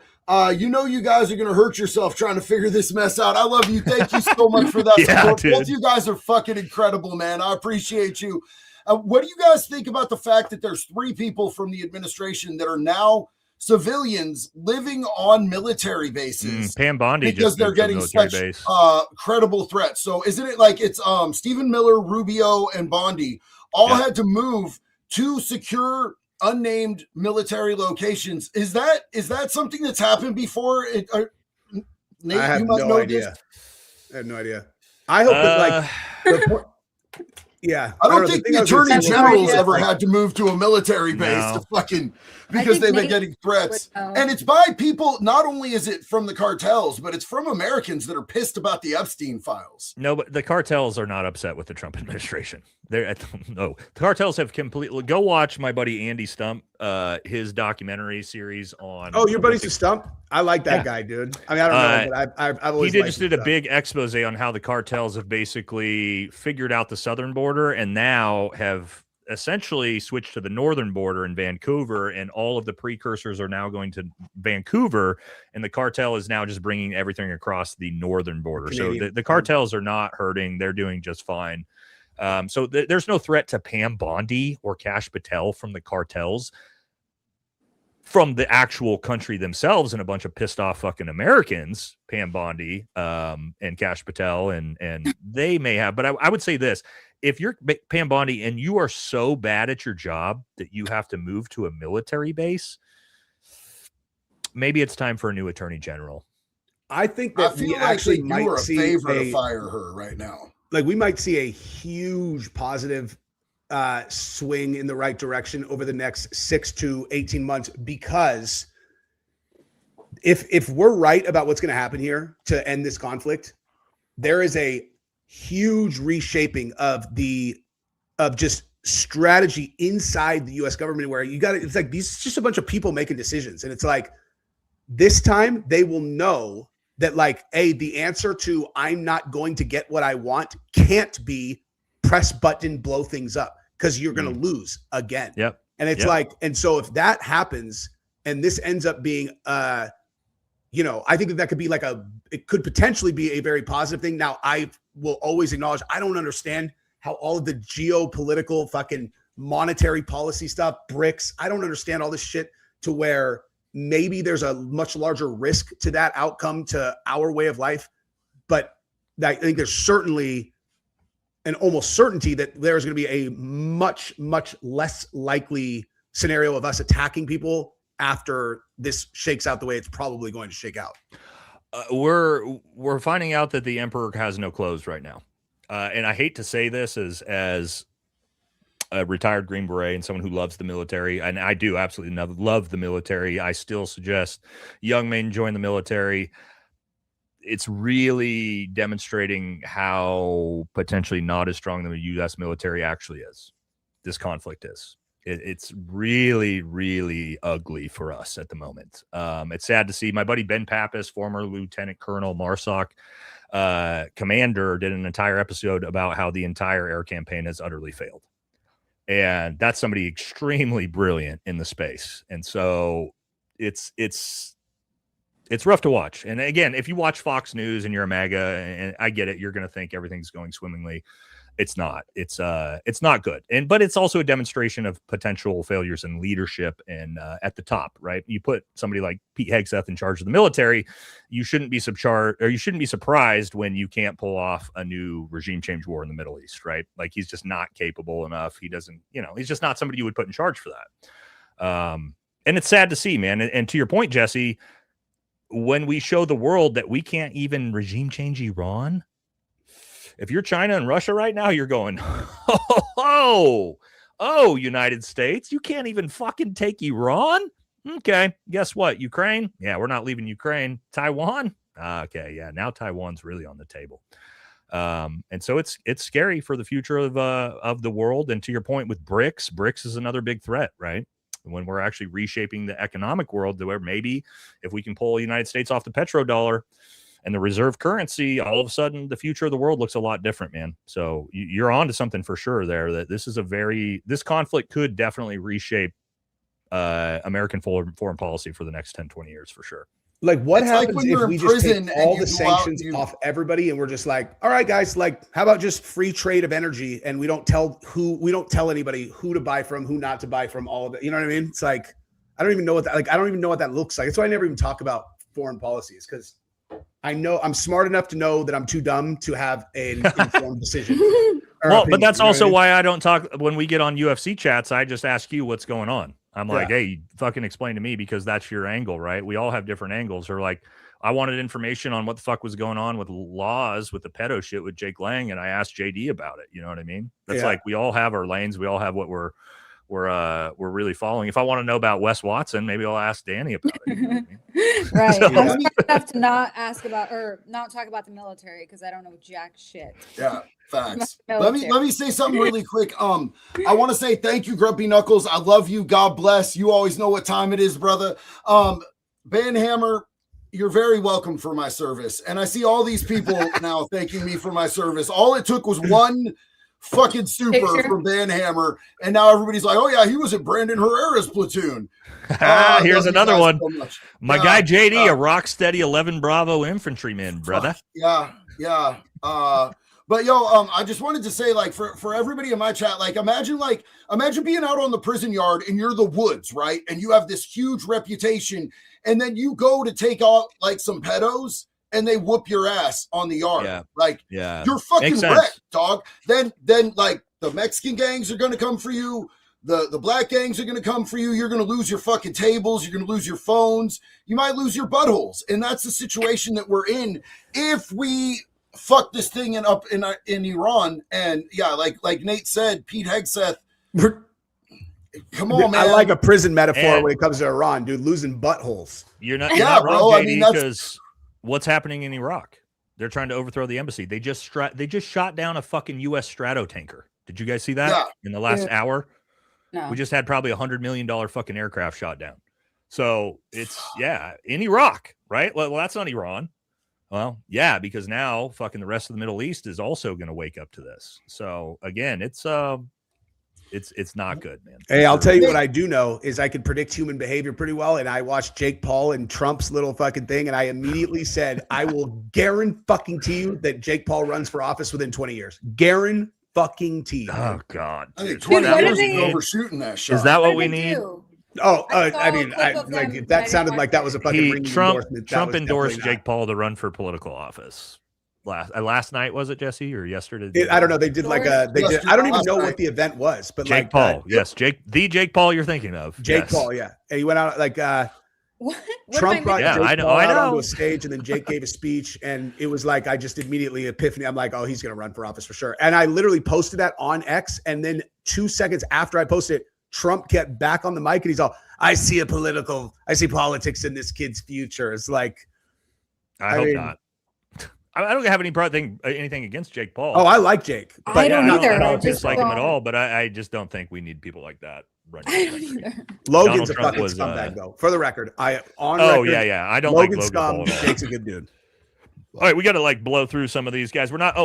Also, guys, I should have prefaced this beforehand, or we should have. We're not going to get to all the super chats on these Thursdays episodes with 5 of us all live streaming together. So we'll do our best to get some of the main ones here because we'll be here literally forever.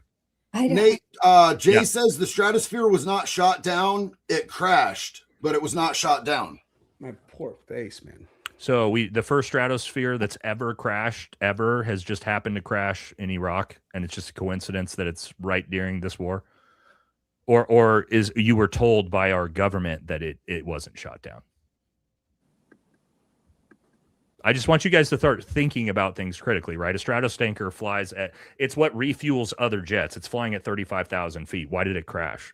No I didn't even Stratotanker, know I don't what think the has fuck it ever was. crashed. Right. But one just crashed in Iraq randomly, but it wasn't. Okay, sure. Maybe the random coincidences here. Again, we also said for 2 weeks that the United States didn't tomahawk strike an elementary school, and what was just Right. admitted by the Pentagon yesterday that it was us. Okay, That so just story. be smart when you see reporting like this that doesn't make sense, guys. Okay, Dude, right? preaching to the choir. I don't believe shit the government tells us or media. Hey, you fucking believe Charlie's alive now, though, don't you, girl? Okay, I'm just gonna hit some of the bigger ones again. Sorry, guys, if we got to get out of here at some point. I'm not sure I don't recognize this person, but United States Air Force Board of Visitors, full vetting required. Well, this is a lot of just acronyms here. Lying about education, automatic disqualifier. No, okay. This is an anonymous Q style message. Thank you. This is for one of you guys. You guys look up at the top right corner of your screen. There'll be a little symbol by where you see your YouTube face, and that'll be the symbol next to the names in the chat to tell you whose supers they are. Mine looks like a little chain. You guys all have This the one chain. looks like the Stussy S. No, yeah, it's either Nate's okay. or the chain. No, mine won't have anything on it because I'm The the chain host. just means it's any of us, I think. Yeah, to me. Yeah, I'm just not sure. Okay, well, this is somebody. What's up, everyone? Maybe this So, was what do you Dan. think of Robert Pape on DOAC? Do you think he is the next Iran war expert? Never even heard of the guy. Department of I don't know who what that is it? is. Department of Robert Pape. Don't know. Don't even know the acronym. And I know almost all acronyms, so I'm not sure. Dude, what we're Robert talking about. Pape sounds very familiar to me though. I don't know. Yeah, I don't know who that one is. This is one of you guys.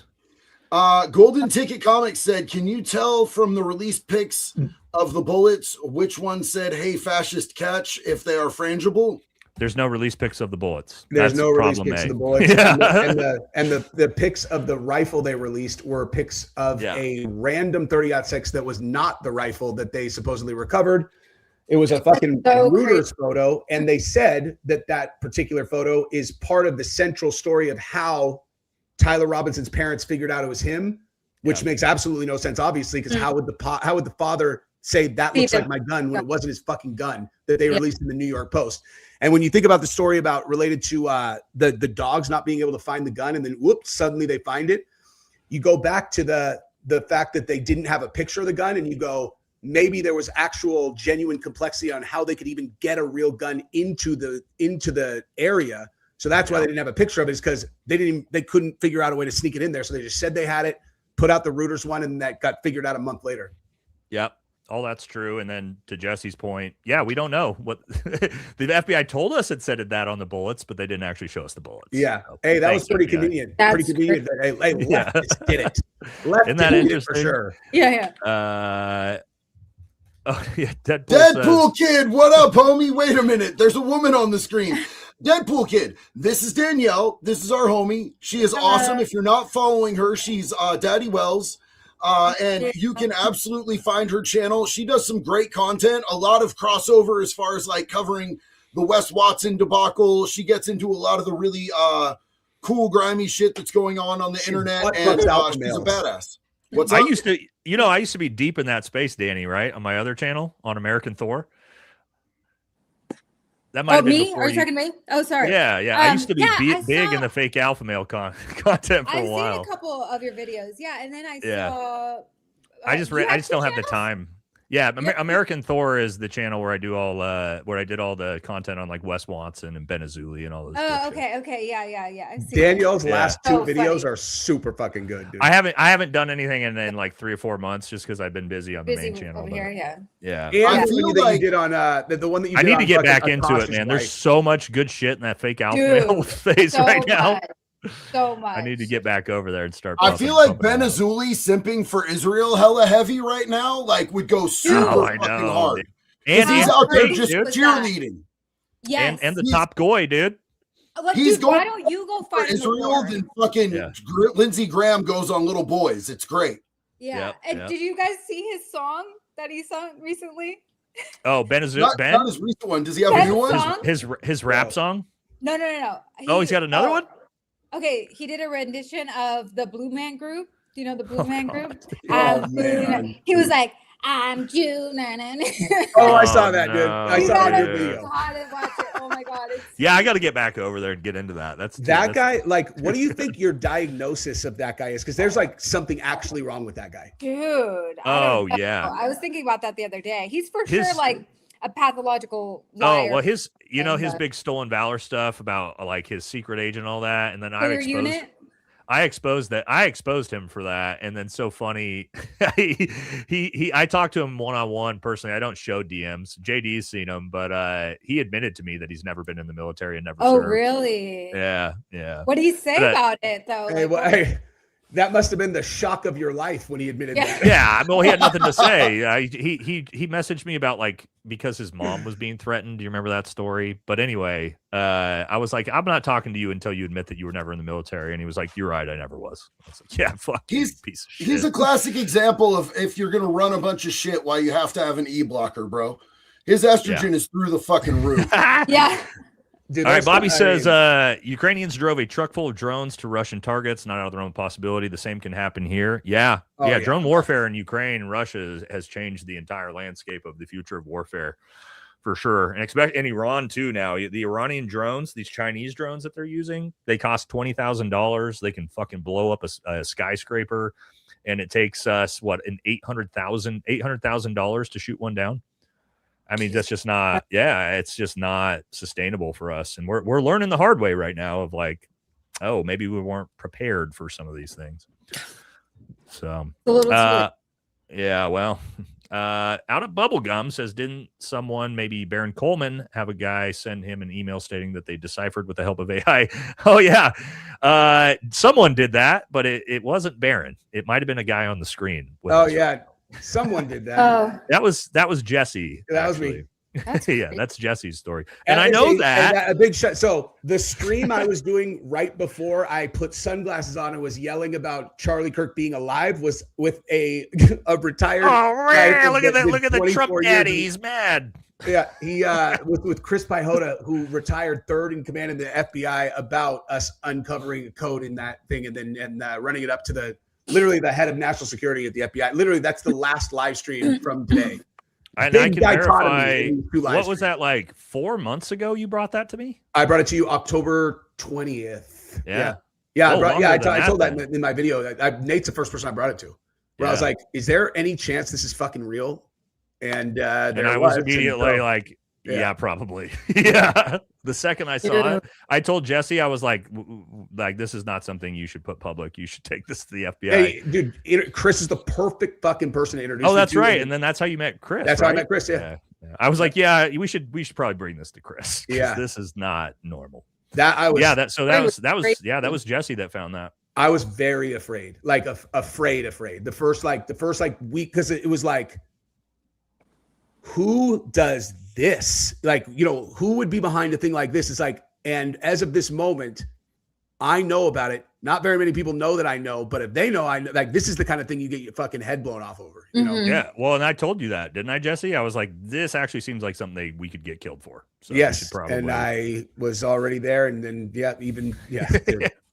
I've had to tell Jesse that shit too. He's brought info to me, and I'm like, he's like, bro, we're gonna blow this open. I'm like, who's we, bro? You got to. I'm not having the CIA take me out. I didn't bring that to you, dude. Am I forgetting a different thing? Because that's some shit from the Epstein files. Oh yeah, dude, I forgot about that shit too. You guys didn't tell me about this. We did. Oh, you did? Let somebody else decode that shit first, bro. I'm not going to be the first one. Remember when we figured out that you could change the suffix and you could access the videos before anybody knew that? Oh, yeah. And I brought it to you guys. So we were looking, and I was like, I think I'm going to make a video about it in a day. And then JD called me. He's like, dude, the second that you make a video about this, we're not going to be able to access them anymore. He's like, don't do it. And I was like, fuck, that's a really good point. So I sat on it and I never did a video about it. And then maybe a week later, somebody figured it out or something. Ooh. Mustache and beard gangs unite. That's a nice little mustache, actually. All right. All right, brother. I love you, but this is just too much Q type talk for me. Let's keep moving here. I'm skipping some guys. Sorry, because again, we got a lot we got to get through. Katie says, my hope for Lady G is that Lindsey Graham is that he goes so far into okay, I get it, Katie. I caught that quick, that he goes so far into the closet that he ends up in Narnia and we'll never see him again. Yeah, I mean, he is that deep. Boys in Narnia, he'll go. Ethan, I see your chat, dude. I'm gonna DM you on fucking Instagram right now. Yeah, again, sorry guys. For going forward, since we got a lot of people in here, we were trying to do these every Thursday, except last Thursday Jesse was completely fucked up from his surgeries, so we skipped last Thursday, but we're planning on doing this every Thursday. So what we're going to tell you guys is just you can leave super chats if you want, but there's no guarantee that we'll get to them all. Okay, it's not going to be like the normal streams because they're just all of us streaming is just too much. We appreciate it, but we won't get to all of them. Waffle says, or this is one of you guys. Everyone needs to watch 0 Days documentary to fully understand this war. We have been working on a covert operation with Israel called Stuxnet to take down Iran's nukes. It got fishy with Obama. Okay, I've seen that documentary. Hold on. Now let's stop as somebody who's an expert in this, which is me. Okay, the Stuxnet virus went through, and yes, it was a hacking tool that we potentially developed with Israel. It's never been confirmed. Nobody knew.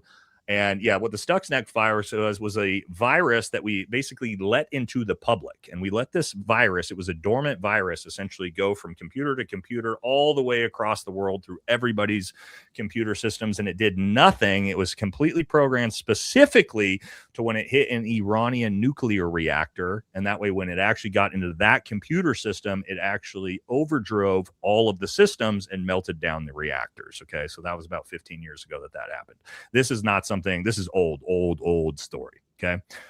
Good story, but a very, very old story. But it also shows the capabilities of what we can do with cyber warfare. It was one of the big stories of understanding it. The crazy thing about the Stuxnet virus is they actually tried to reverse program it. Silicon Valley tried to reverse program it and figure out how they made the virus, and they were never able to do it. That's how technologically advanced it was. And the reason they were able to assume that it was a nation state like the United States or Israel is because of how advanced it was. You would need something like the Pentagon to pull that off. But no, this is not new. And no, it's not happening now. Sorry to burst everybody's bubbles on that. Wasn't there a part of that story that Israel released it when we told them not to or something like that? I feel like that's like the only part of that documentary. We've never admitted to it. No, the United States and Israel have never admitted to us being behind that. Yeah. But yeah, that was a big story back in the day for some cyber warfare during the Obama. I didn't even know. Alex Gibney. The only reason I know about it is I love Alex Gibney's documentaries. That one is one that I watched one time and I was like, meh. Like his other documentaries are like he did the WikiLeaks one. Fucking great, dude. We steal secrets. Jesse, is this guy like he loves Trump? He's got Trump in a crown he hates. Oh, I have no idea, but they're fucking eating me alive in the comments, dude. That's so funny. Dude, the MAGA gets so butthurt at me, dude. That it's is hilarious. that picture is hilarious. Oh, I've been looking at mine all night, dude. It's like yeah, the Jesse MAGA Sims don't like me. I didn't. I didn't. My face is exploding though. What drugs? Jesse's on drugs, dude. I'm Jesse's not today. willingly. Oh, you're not? No. I was on drugs the last week when I was in sober. I remember, dude. pain. Jesse sent us a picture when he got out of surgery, and it was the funniest thing I've Bro, I ever was seen. so Your whole on the face fucking was roast. pancaked. I said he looked like a little AI baby. I did, dude. you did look like a little AI baby. Look at that shit, dude. There you Oh, I was fucking miserable, and that was the first day before it even swelled up, dude. Lindsey Graham just wants to pinch those little cheeks. Oh, Dude, that's Lindsey messed Graham can pinch these motherfucking cheeks, dog. up. Okay, I this think he is- wants that too. Hey, look at that Oh face. my god, dude! Look at that. Oh shit, bro. That was Fat Sunday, It's dude. Fat Jesse, dude. That was the max. That was the max swelling because that's on Thursday. They said it would get worse Friday, Saturday, and Sunday, and then it would get better. This was fucking max swell day, dude. He actually he's playing it off as it was a surgery. He actually got in a fight with a trans woman and she whooped his ass. Yep. That's Well, hey, here's wait. Here's There the you go, dude. Jesus, Gosh, Christ, Jesse. dude. Fuck, Oh, bro. yeah, I told you guys. it's fucking gnarly, dude. Damn, Yeah. don't fuck with they the wanna- Latino anymore. They want to know what your surgery was. Oh, I was getting dental implants and I had dental implants before, so I didn't think it was that big a deal. And he's like, but for these, I need to raise your sinus and give you a bone graft in your sinus. And I'm like, all right. It only costs, not that this is like a good way to assess the like magnitude of a fucking medical procedure, but it only costs an extra $1,800. And so like I was like, all right, like I didn't think it was anything Hold crazy. on. And it was like took like a pretty minor thing to this face exploding worst 3 days of my life fucking nightmare, dude. We got Bone another graft one. is, I got all to through call my out. sinus here. I got to call out another retard. Here's somebody who actually thinks that Iran wants Raza Pahlavi, the Shah's son, to actually come back and take over Iran. Yeah, you're fucking retarded as well. Nice little lion Iranian photo. Do you have a lot of that in LA, Danny? Persian families that have basically fled the country in 1979 when Iran was overthrown. Tons. Yeah, there's a lot of that. Yeah, Dude, obviously I have that's tons not of what the friends Iranian. from Iran, Hey, dude. for everybody who knows, that's not what the actual Iranian people in Iran feel like. I want to make that very clear. The people who fled the country don't like the Ayatollah. That's why they're here. Yeah. The people who are in Iran stayed there because they support the Ayatollah. For all the retards like that guy in the chat, just want to let everybody know. Hey, Buff like embarrassing Jesus that said, you have wait, that I in heard your, someone say implants. That's all he caught from it. That's funny, dude. All right. Candace said 5 military drones have gone missing, and they aren't missing, but given for Israel. Tucker posted that to get U.S. troops on the ground, Iran would have to attack U.S. soil, or like as a false flag type thing. So I bet we get attacked on U.S. soil with our own missing drones by Iran. Yeah, that's the definition of a false flag. Candace is talking about missing drones. I'm not aware of that story. Did you guys see that story? No. No, No. I don't watch a lot of Candace. JD, for you? Dev said, hey, JD, it's me again. Hope everyone is doing good. And I want to say the same thing that I said yesterday. The parties need to unite. United we stand, divided we fall, and get all of the peds out of Congress. Well, that's going to be tough because there's a lot of them. Dude. I think it's the majority of the people in Congress and the Senate need to go, little brother. I think that I think we need a hard reset. And I think that honestly, it would be the best thing ever because we're not sending our best and brightest, man. I would vote for you before I'd vote for the 99% of the people in there. And you're 16, brother. I love you. Long live Raza Pahlavi. Nate, are you from Iran? No, but I've spent more time in the Middle East than your dipshit ass has. So yeah, sorry, bud. Good try again. You're talking to the wrong guy for that. Okay, let's keep it moving here. That's what's the best thing about this show, dude, is like we disagree on everything, and who gives a fuck? Everybody can get roasted, dude. Yeah, who cares? Well, there's also a lot of viewers that don't know how this channel works with Nate. When you put dumb shit in the comment section, Nate's not nice like Jesse and JD are. Oh no, I fucking eat chat when they try to fuck with me. But I love it. It's so funny. Actually, Like, JD's you guys aren't nice either. I forgot about the binky. I love it though, dude. I forgot about the binky. Yeah, I forgot. JD's brutal too. Maybe Danny's the only nice one. This is my second time on live, so sorry if I'm okay. not keeping up with the chat and I seem like an idiot. It's because no, you're good. Danielle, like, no one can keep up with the you chat. know, because We don't. What'll happen? Impossible.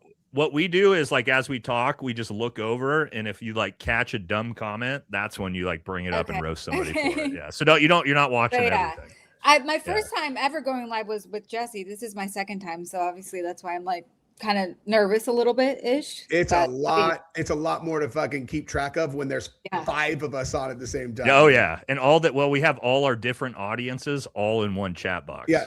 And I disagree with so our audiences disagree too. So like, that's what makes it so fun though. It's like, that's what I'm saying. It's chaos. Yeah. And I just keep seeing people say, "This girl keeps looking at herself. Who does she think she is?" Oh yeah, you're gonna get you don't have to worry about. Hey, Danielle. I'm just looking at the screen. No. They would cut their pinky off to have sex with you once. We all get shit talked. You don't got to worry about that. That's part of it. I'm not doing anything. I'm just no.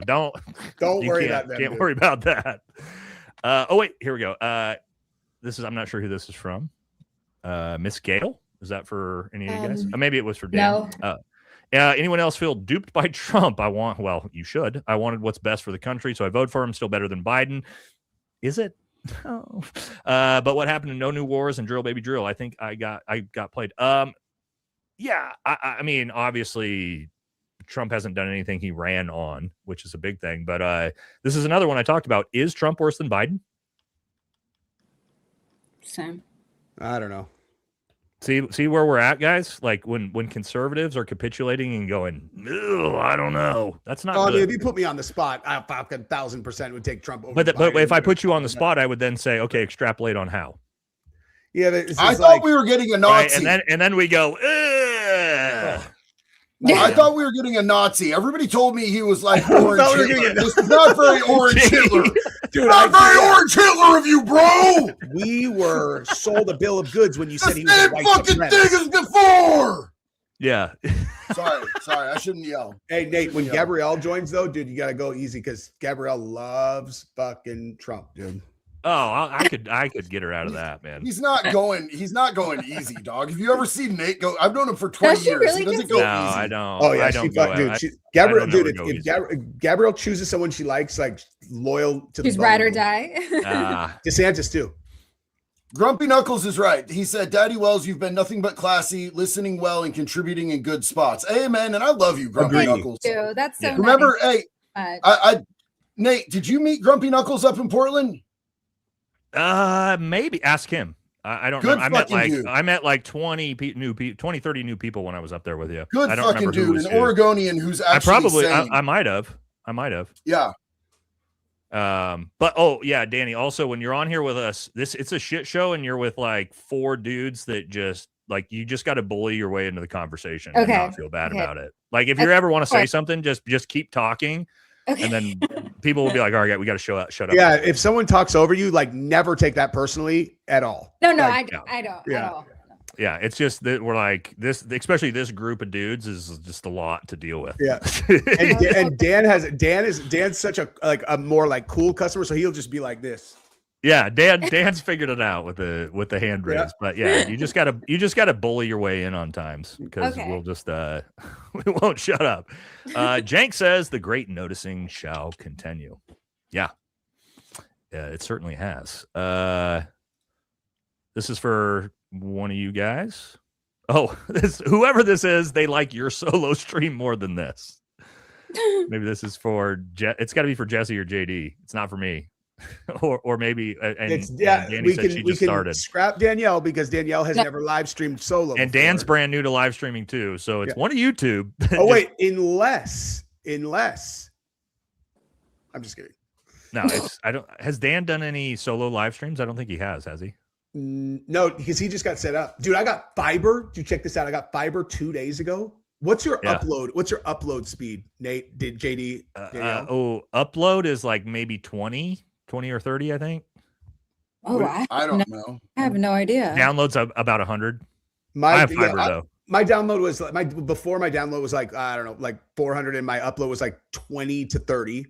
Yeah. I got fiber. My fucking upload is 240 now, dude. That's crazy, dude. It's insane. The videos upload in fucking 10 seconds, dude. It's crazy. Yeah. I'm gonna have I thought he said I got fiber. I thought you were just about to tell us you were having like the no. Like fiber internet. Fiber optic internet. Fiber optic internet. Yeah. Oh, okay. Sorry. Yeah, I got to get Starlink at the ranch. There's no internet out there. So I'm gonna have to figure that out. So I have Starlink, but I don't ever use it. What's like how fast is it if you're in the middle of nowhere? Well, I mean, it's the same everywhere because it's satellite, but Jameson Travels is going to help me figure it out. Apparently, you can link them together. So you can get 2, 3, 4 nodes. You link them all together, and they actually compound the signal. And so I'm going to get like 3 nodes, I think. There's probably some experts in here that know a lot about Starlink. But yeah, share the screen that I great. just shared. Look at this. Share the screen I just shared. Nate voted for Tim Walls. Okay. 670 upload speed, dog. Whoa, dude, that's insane. Isn't that You're cooking, crazy? Dude. You're cooking. That's wild. Yeah, I haven't tried Starlink. So if anybody in the chat uses Starlink and knows how to link them together, let me know. Message me on Instagram because I'm gonna try to figure that out. Madsen. Whoa, I don't know how much this is in DKK. 500. Maybe that's a lot. Maybe it's not a lot. Thank you very much. Pink is 50, bro. Okay. You need to drink, else your brain is gonna puff. It's going bye-bye. Drink, buddy. Skull. Skull, isn't it? That's like that's Valhalla shit right there, right? Yeah, Skull. It's a Scandinavian cheers. Yeah. Or a Viking cheers. Well, I'm always drinking, dude. I've been drinking on this stream too. I got some empty. Here's we got Me empty too, ones down brother. here. Hardcore. Yeah. You guys know I'm always cooking. One of you guys me here. and Wells are sophisticated. Monster too. Yeah, Yes, you guys are me and monsters. Wells. I don't know who this is. This reminds me of when Elvis died, then went on for years and years. Yeah, that we're talking about Jesse's scenario. Jesse's scenario here too. Jesse's scenario could only have happened if he found out that Erika was his handler, and under the threat of life, he agreed to all of that and leave with his kids. Erika wouldn't mind. Actually, I don't think she would mind. No. Sorry. I think I don't understand. It seems like Erika would have been. He's saying it only works if Erika was willing to be. If Erika was, I think what he's saying is if they were like happily married, this would never work. But if she was his Mossad handler, she would be completely willing to let him fake his own death and leave with the kids. Like she gets that actually checks. Or he trusts her so much that he knows. No, there's no way Charlie was that dumb. No, see, that honestly, dude. I really think that is the primary reason that people won't even entertain it is because they've got their mind made up on her and they're like, no way. Like I think that's like a huge barrier for people to even consider it. It is for me. I just don't believe. Yeah, I kind of with him on this. It actually though to JD, it's like JD said, kind of checks. Doesn't seem like she gives a shit about being with her kids. Would make sense. But like you're going to pretend you're dead and be the babysitter forever while I continue on stage and fuck JD Vance and probably Trump as well. In fairness, in that one instance though, when she went up and did the hair thing, because I felt bad because I broke her balls hard on the leather pants, and then my wife pointed out that the outfit she was in was an exact recreation of what Charlie's was wearing. The day he got shot. The outfit she was in pants, was couch leather pants, baby. With the leather fucking JD pants. loves to fuck couches, bud. Yeah. Leather fucking couches. Leather couches. I didn't know about that until you guys told me about it. And she rocked the same material that she knows JD loves. I don't know, dude. He loves that leather. Yeah. He loves that leather, baby. When's the last time you tasted some Christian? That's wait, but what was you saying, Jesse? Whoa. So her outfit what were you saying? Her outfit that she wore was what? If you look at her outfit the day that she was wearing the Matching leather his. pants, and then look at the outfit Charlie was wearing the day he got shot, she was recreating the exact outfit. Yeah, but Charlie wasn't wearing Was he wearing skin leather tight pants? leather pants. He was wearing so- black No. jeans and that exact Yeah. same shirt. So she was like mean, doing she like a could've girl worn black version of jeans. the outfit. Yeah. Oh yeah, I'm not. I mean, I'm just saying Yeah, like yeah. that was what they attempted to do, and Okay, as okay. usual, their plan did not go very well. I You know? Yeah. Like Jesse, I this get is it. for you. oh Jesse, you told what's up, fuzzy balls, dog? I'm not stupid enough to think it was a freaking palm gun. I was saying that it's a remote device that set off a taser and blew up the blood. Oh no, that's totally possible. For sure, that's possible. I apologize. Then yes, I did misunderstand you, and that's very possible. Completely possible. Cheers. Jesse's right. All right. Well, I mean, there you go. What's up, dude? They got Big believers Ricky in the Daniels, thank you chat. very much, good sir. Uh, Hey, we'll Did that never one. know. We'll never know for sure. But Namelo says, I wonder much more that nobody has to look into the crack bang analysis anymore. Or did I miss something about it as if the wound was exit, not entry, it would even fit with the angle and the new concrete. I'm trying to figure this one I out. think he's saying like, how come we all stopped investigating whether he actually was shot from behind and that was an exit wound in the front? I For think. me, I mean, I like Range Day Bro, who, you know, I think he's had really interesting takes on that. His was the big video shot from behind. I think for one, we couldn't see any semblance of entrance wound in the back when he got shot, and also his reaction does not look like he got shot in the back of the head. It looks like he got shot at least. Oh, that's somewhere right. in the front, Blue back. somewhere in the front. So Yeah. there really hasn't been any good information. Also, the angles didn't really make sense from where he potentially needed to get shot from. So I think that one just kind of like lost its oomph as time went on. That video though, that Rage Day did with the first one shot from the back and then all of us reacting to it was first of all, my reaction to it was one of the biggest videos I've ever had. Me too. My Yeah. reaction did like 1.5 million views almost. Yeah, mine did 900,000. And then the next day is when I ran the video that was actually from the side, and you could see the impact, and you could tell for sure he got hit from the front. Yeah. And it started, it was doing 2.5 times the Range Day Bros one, and then it got fucking age restricted and just went. It was devastating. It was one of the most devastating moments of my YouTube career. Yeah, that you'll get no views the second they 18 Yeah. plus it. It's dead.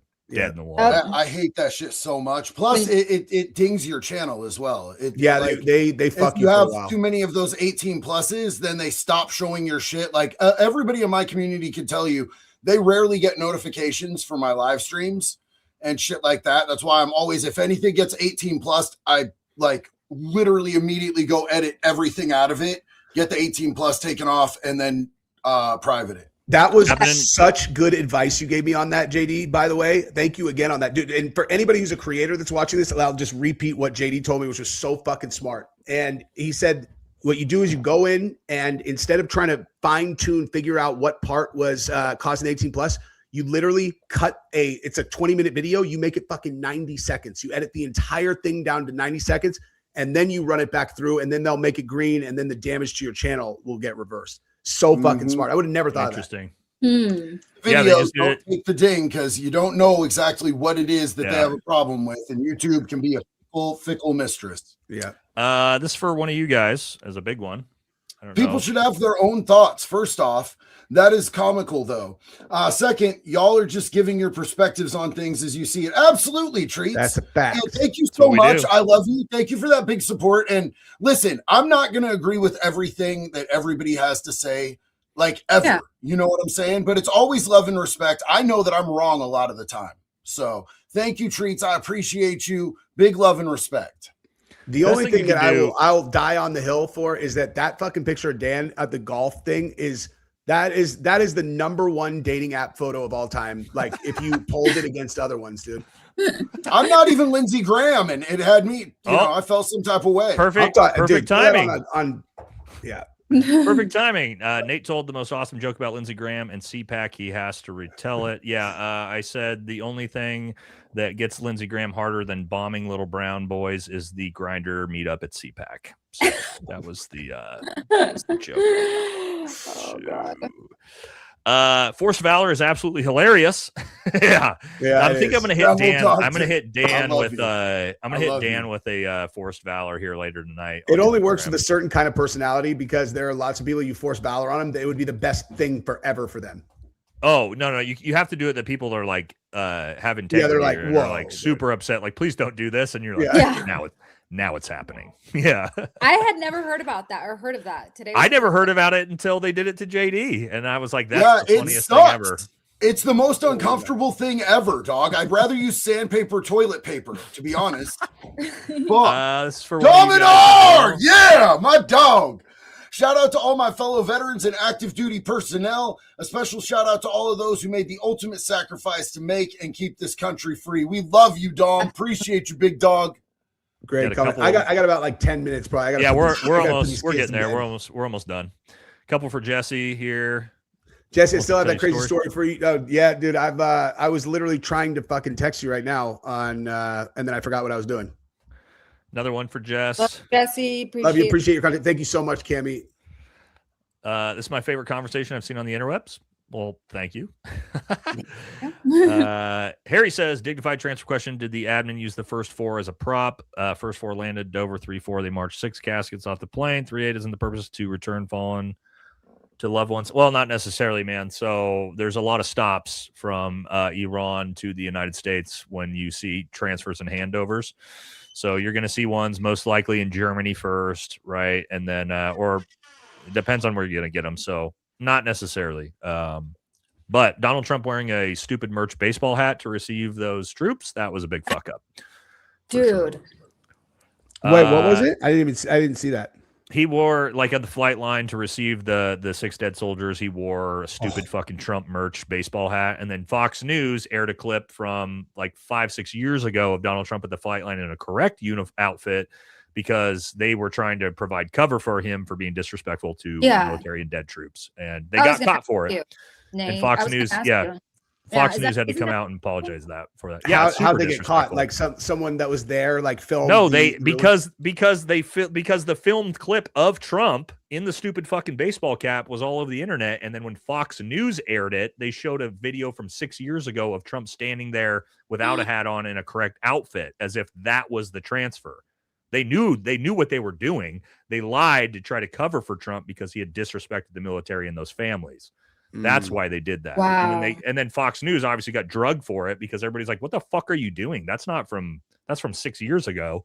And then they had to come out and apologize for it. So wow. It's like the internet is undefeated forever. You think you could just do that as a mainstream media outlet and everybody's we'll always catch everybody. Everybody gets caught. and then they loaded the fucking bodies and stacked them from Florida height in a fucking Amazon Sprinter van. So that also was super disrespectful. I don't know. Yeah, I mean, that sounds disrespectful. I don't know what's the like protocol that's correct. An individual hearse for each one of those dead soldiers. Yeah. Oh, they were doing they stacked the bodies in a fucking Sprinter van. Yeah. Like on top of each other. That's bad. Yeah, Trump of course was wearing a baseball cap, right? And he's wearing a baseball hat while they're doing it. And that's like super disrespectful, right? Of course it is. And it's the first dead troops of a new war you just started. Like, can you not fucking just like do the right thing for one time? Trump trying to plug his merch, bro. Yes, you know he was plugging his $55 don't forget to buy my merch 47 merch at a funeral for dead soldiers. So why the hell would he do that? That is super fucked up. Because Donald Trump fucking doesn't know anything about the military or customs or courtesies because nobody in Donald Trump's family going all the way back to his great grandparents has ever served in the military. Not one. Isn't that crazy? It's almost impossible. That's almost impossible for a family that's been in America all the way up to great grandparents to not have a single fucking person that's ever served in the military. Yeah, almost impossible. My grandpa's a Bronze Star World War II. I bet literally 100% of the people in the chat have some relative that served in the military. I love you, Yarn. Yeah. Thank you so much. Hasn't? JD, your dad, me, my dad, my grandpa, I'm sure Jesse, Danny, I'm sure you guys have family members. Yeah. So the fact the Trump family doesn't have a single person that's ever served, that's crazy. Kind of Grumpy Knuckles said people act like Nate sucks. services to die. Grumpy Knuckles said people act like services to die, but no, it is to live. JD was tier man. If you know, you know. he has done more a day too than any politician has done for a dog catcher. Saved people over some daily politics. OSP, love you, Grumpy Knuckles. I appreciate you, man. Big respect. Right, we're just gonna hit the big ones, and then we'll get out of here. This is for Jesse, I think, or maybe JD. Yes, this is Treats, who also said that this was great and we should do this more often. We're going to be doing this every Thursday, Treats. I love you, sis. I think it's also crazy that soldiers are reporting about being told in formations that this is prophetic and biblical. That's wild. Just saying, I have been a part of the military since I was like 6 years old. It seems odd, and especially since they're being told that this is somehow, weren't they told this was to bring apart forward prophecy that's going to link to bring back the Christ. Antichrist basically coming? No, not the Antichrist, but to bring back Christ in the so basically to carry forth revelations. That's what they're being told. That's wild. That comes straight. That comes straight from Pete Hegseth, by the way. He's super hardcore into that stuff. So don't be surprised to hear that. Yeah, it's fucking bizarre. So, Baze, what's up, Baze? There's a video of CK getting carried away where his arm appears to be raised. It also looks like he bends his wrist up, extends fingers in a way I wouldn't expect if he was shot. God bless, guys. Dude, I was going to ask you about this, Nate. Actually, someone brought this up to me in an email today about so like when I've seen hundreds of guys with serious spinal injuries go into the seizure pose, when they get stretched, and someone brought up that they saw, when Charlie's on his back, it seems like they see his arm flail up.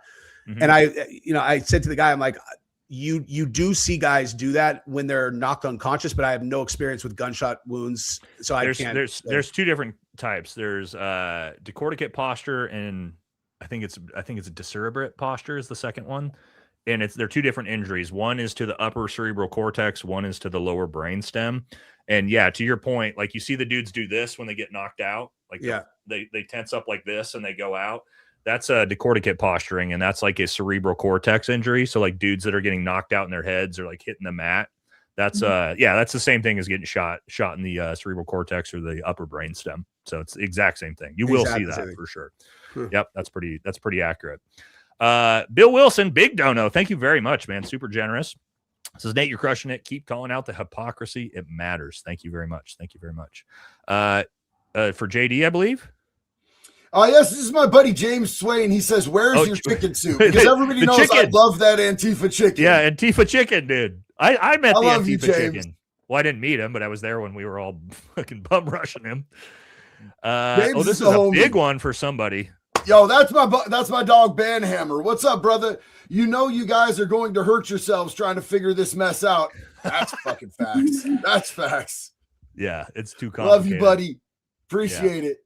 Bobby says, I like Tulsi. She is gathering intel. She'll be back. I think she's laying low for now. I think that's fair. I think, again, I like Tulsi. I know Jesse likes Tulsi. I don't know JD or Danny if you guys like Tulsi, but I do. I like Tulsi more than most.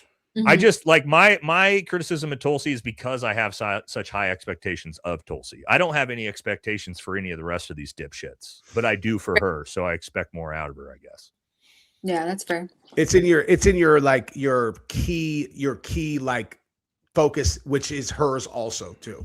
Yeah. Again for JD. Banhammer again. Oh yeah. Thanks for your service, JD. I'm so fucking uncomfortable. Yeah.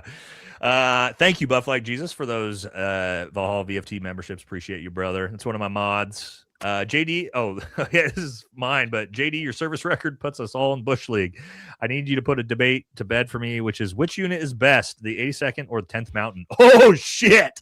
Well, we're gonna make JD answer this. JD, which unit do you think's better? I'm not touching that with Lindsey Graham's dick, bro. Absolutely the fuck not. No, I respect everybody who served in any capacity. I'm gonna clue you into his profile picture here, JD, to give you a little hint on how you should answer it. However you served, bro. Fuck, leave me alone. Let's see. Give me my dick back. I'm leaving you guys. Fuck this. See where it says mountain at the end of this comment. See this? Look at the profile picture. See that mountain? Yeah. So you just choose 10th Mountain because that's the unit that he's got. I'm not. Yeah, In but the bro, 80s, then I'm that's a big. disrespecting other people, dog. I'm not doing that. I didn't earn that shit. Fuck, I hate this.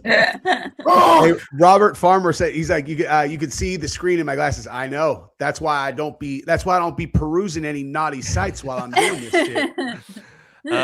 This one's for on mine. Leftist United States Air Force veteran here. I agree with you. Americans more than a shit ton of idiots on the left right now. Just saying. Well, that's really what it is. I think it's just a populism thing.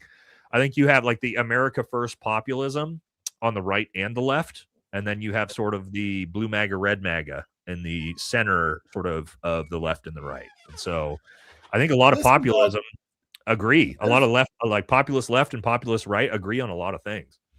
There's nothing patriotic about being a loyalist. Like if you're just a loyalist to a candidate or a party, that's actually a really unpatriotic thing to do. Look at what's happening. Is this right for the American people? Yeah. Does this align with our Constitution? And if not, talk shit until it's time to do more than talk shit. Period. That's what I'm saying. I have never, nor will I ever be in a group that is a label. Like I've never, not even just in politics. I've never fit in that like my entire, I just don't fit that ever. Yeah. I agree with you guys on that.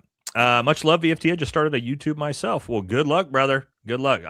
What's a little advice you guys would give? My advice is always don't fucking give up.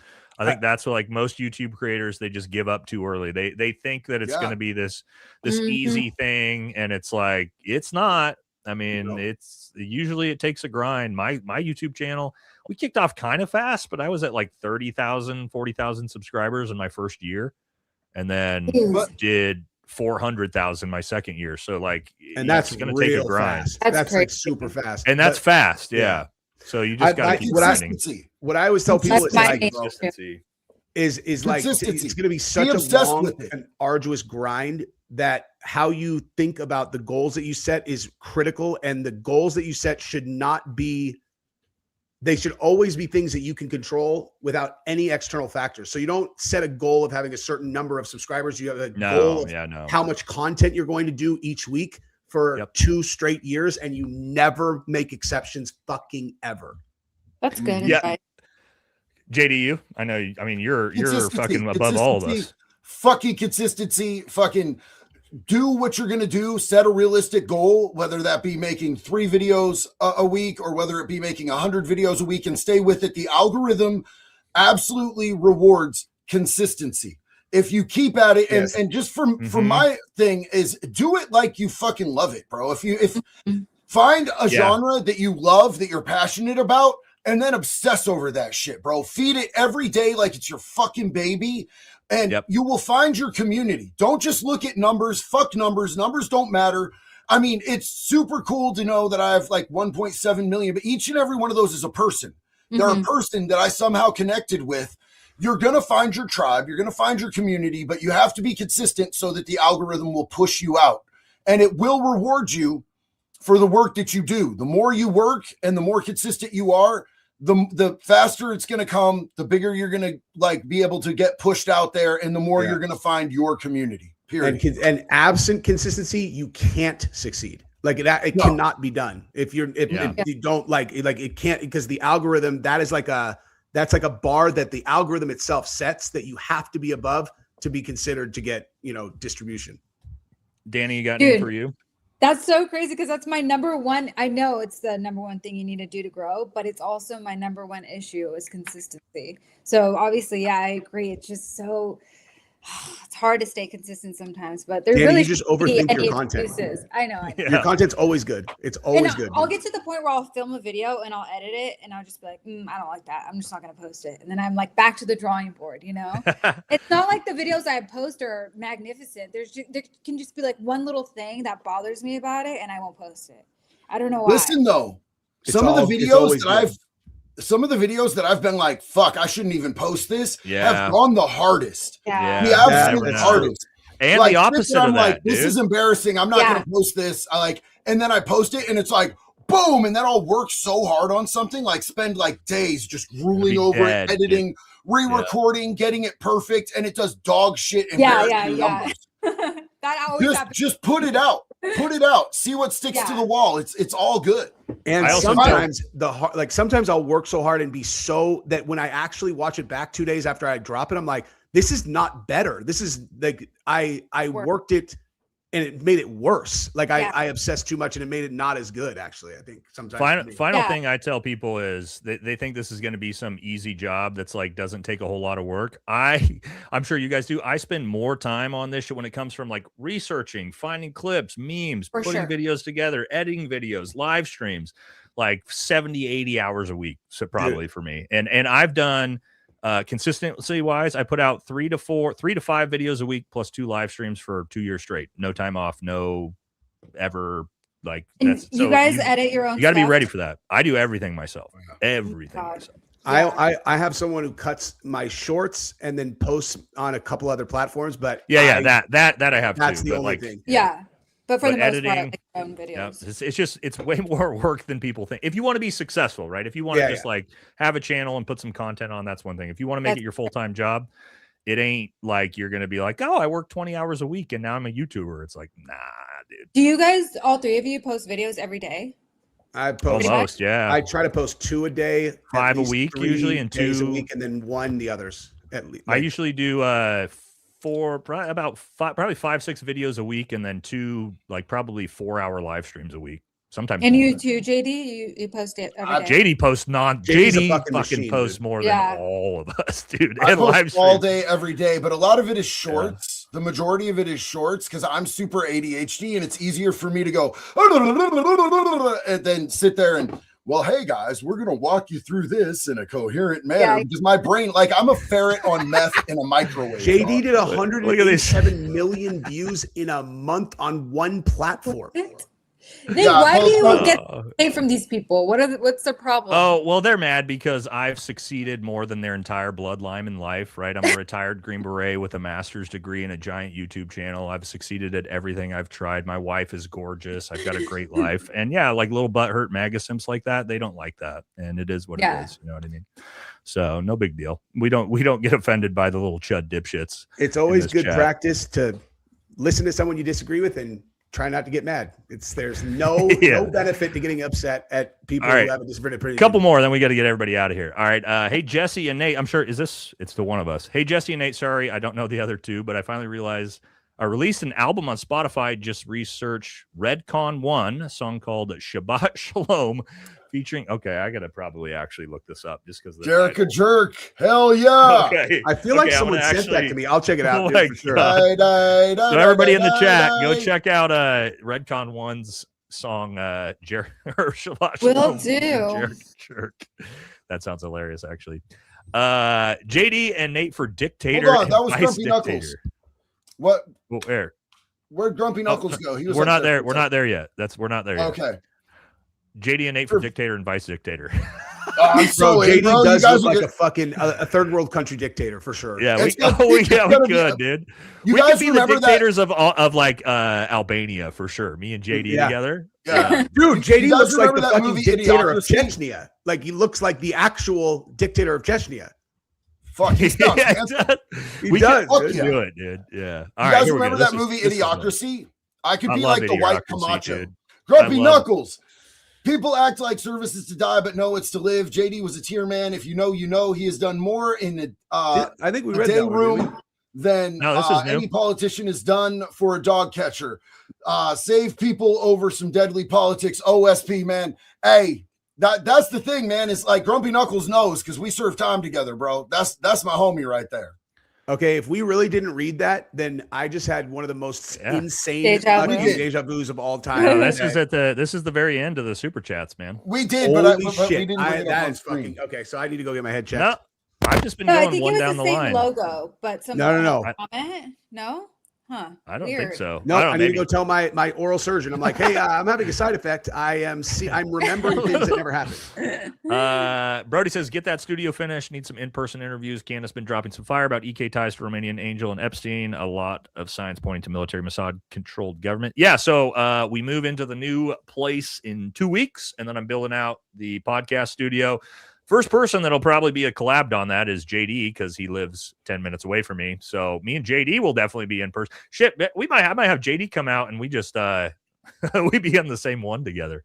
But yeah, I'm gonna have to have Jesse and Dan and everybody come out, and we're gonna have a range, like 100-meter range built out, the podcast studio. So yeah, we're gonna start doing collab stuff in person here. Real soon. I'm in. I need to find a place to buy. Yeah, we gotta have. Building. Well, you gotta have you come out with you and the wife too, and for just sure. hang out and then We'll bring all the children. Oh yeah, they'll love that. How old's your daughter, Jess? 13. Is she still doing martial She's not arts? allowed to hang out with your 15-year-old son. No, but my daughter's 12 and she's super into MMA, so I didn't know if your daughter's still doing it or not. Yes. His son's 16 now. I just sold him a car. He did. Nice. JD did just sell my son a car. Well, I mean, he's sold me a car, but Nate, do they still make us soldiers do the 9 rounds of anti-anthrax shots before deployment? Brother, okay, you know somebody that's in the military when they bring a comment like up. So yes, the anthrax vaccinations in the military are insane. You have to do like so many rounds of it. The problem is if you miss one round, they make you start back at the beginning. And so dudes are just like constantly taking anthrax like every 3 months for their entire military careers. I refuse to take it. Luckily, as a Green Beret, we have our own medics that do our vaccinations so we can be vaccinated. Things like the COVID vaccine. Don't tell anybody. So I didn't actually ever take them, but yeah, they're still forcing guys to just eat anthrax nonstop. Last couple of years. I always wanted to be a Marine and I didn't sign up. Like I lagged out because I'm scared of shots. And then when I finally went to try, I had a felony on my record and I went to try to sign up and they're like, get the fuck out of here. And I'm like, yeah, that's fair. I also went in really fucking high as astronaut asshole on meth. That probably knew. JD, this for you. And Grumpy we're just about Knuckles done, said, Jesse. Family goes all the way back to the Civil War. My grandfather was Shit. the last Buffalo Soldier Regiment in the Smithsonian. Got love for all of y'all. Yo, That's we sick. love you, Grumpy Knuckles. That's fucking fire, dog. I like that name. All right. Military term for Bohica, Nate will understand. Yeah, bend over and what is it? Bend over and I forget exactly what it is. Bend over, here it Let comes Lindsey again. Graham That's get it? right. Yeah, bend over, here it comes again is the military term, which is basically you're always getting fucked in the ass in the military. It's always something bending you over. So yeah, bend over and here it comes again is the I believe that's right? Military guys in the Sounds a chat, lot isn't like that prison. what it is? Bend over and here it comes again. I'm pretty sure that's what it means. But all right, last couple here. This war is about collapsing the US dollar and converting over to government digital currency. There's a lot of potential in that, but that's like kind of some 7D chess shit. That would take an entire episode to talk about. But yeah, there is some potential in that. All right, last couple here. Danny, that's for you. Eddie Wells, are you dropping one for Jasleen Singh? She is back. Is she back at it? Oh my God. Who's that? I gotta check her Jasleen out. That's Akash Singh's wife. Oh, the like the one that brags about getting fucked by all the dudes in her past. Yes, Oh, that's I feel so bad for that guy. Yeah. So Jesse told me to like look into it, and I did a video. I was like, on her, and that's cover this shit. Took off. Yeah, crazy. Are you not monetized yet on YouTube, Danny? No, I am. Yeah. Oh, you are? Oh, well then why don't you guys, this one's donated to Jesse to send to Daddy Wells. Oh, what's up, Jamie? That's funny. It's a gun tube. Okay. Oh, your YouTube channel that you just started. Yeah, good luck, man. Firearms is dangerous. All right, last couple here. Yeah. Diamond Poseidon, JD, thank you for your service. You're really someone Nate should look up to. I'm someone Nate should look up to. Holy fuck, dude! You're welcome. You're welcome. Thank you for your service, brother. Yeah, thank you. Bobby says, Bobby thank Lynn! you. I love Bobby, dude. Bobby Lynn, thank you. I love all of you. Keep sending the truth. Thank you so Bobby. much, Bobby Lynn. I appreciate you. Bobby's Great supporter. Both of us tonight, dog. Yeah, Bobby's around. Bobby's always supporting the channel, man. We love Bobby. Bobby's great. I sent Bobby and his wife, or fiance. Sorry, Bobby. I don't know if you guys are married yet. A bunch of merch here the other day. Okay, Nice. last one. King David the Dogo. Just wanted to get a shout out to my dog, David. Love you guys. We love you, David. Look at that Hell beautiful face. Look at Is a that. cute ass dog. That's a good looking puppy. All right, we did it. We made it through. That's not bad. Less than 3 hours. That was pretty Not good. bad, dude. Chats and everything. So, Thank guys, you for we're going to be bearing doing with this. me, by the way. Thank you so Yeah, much. you're welcome whenever Oh, you you're want. great, dude. Coming. Anytime you want to come on. No, you did did great. You not. did great. You were This is great. like I said. This is a lot to deal with four of us shitheads that are out of control. So Yeah, it's not a beginner fucking live stream, dude. no. Yeah. No, you did But great. thank You're You're, great, dude. you're welcome You're whenever. dealing with Thank a you lot all. of high test loudmouth dudes. You held your own Yeah. beautifully. Thank you. All right. Thank you to wait. What was? Oh, we got all those. Thank you to everybody. And yeah, we're planning on doing this every Thursday. So as long as Jesse doesn't have to get his face reconstructed again God. anytime soon, then we'll be back. We'll be back every Thursday for this. So that's going to do it for us. And we are out of here, everybody. Later, everybody. Take care. Bye, guys. Thank you. All right.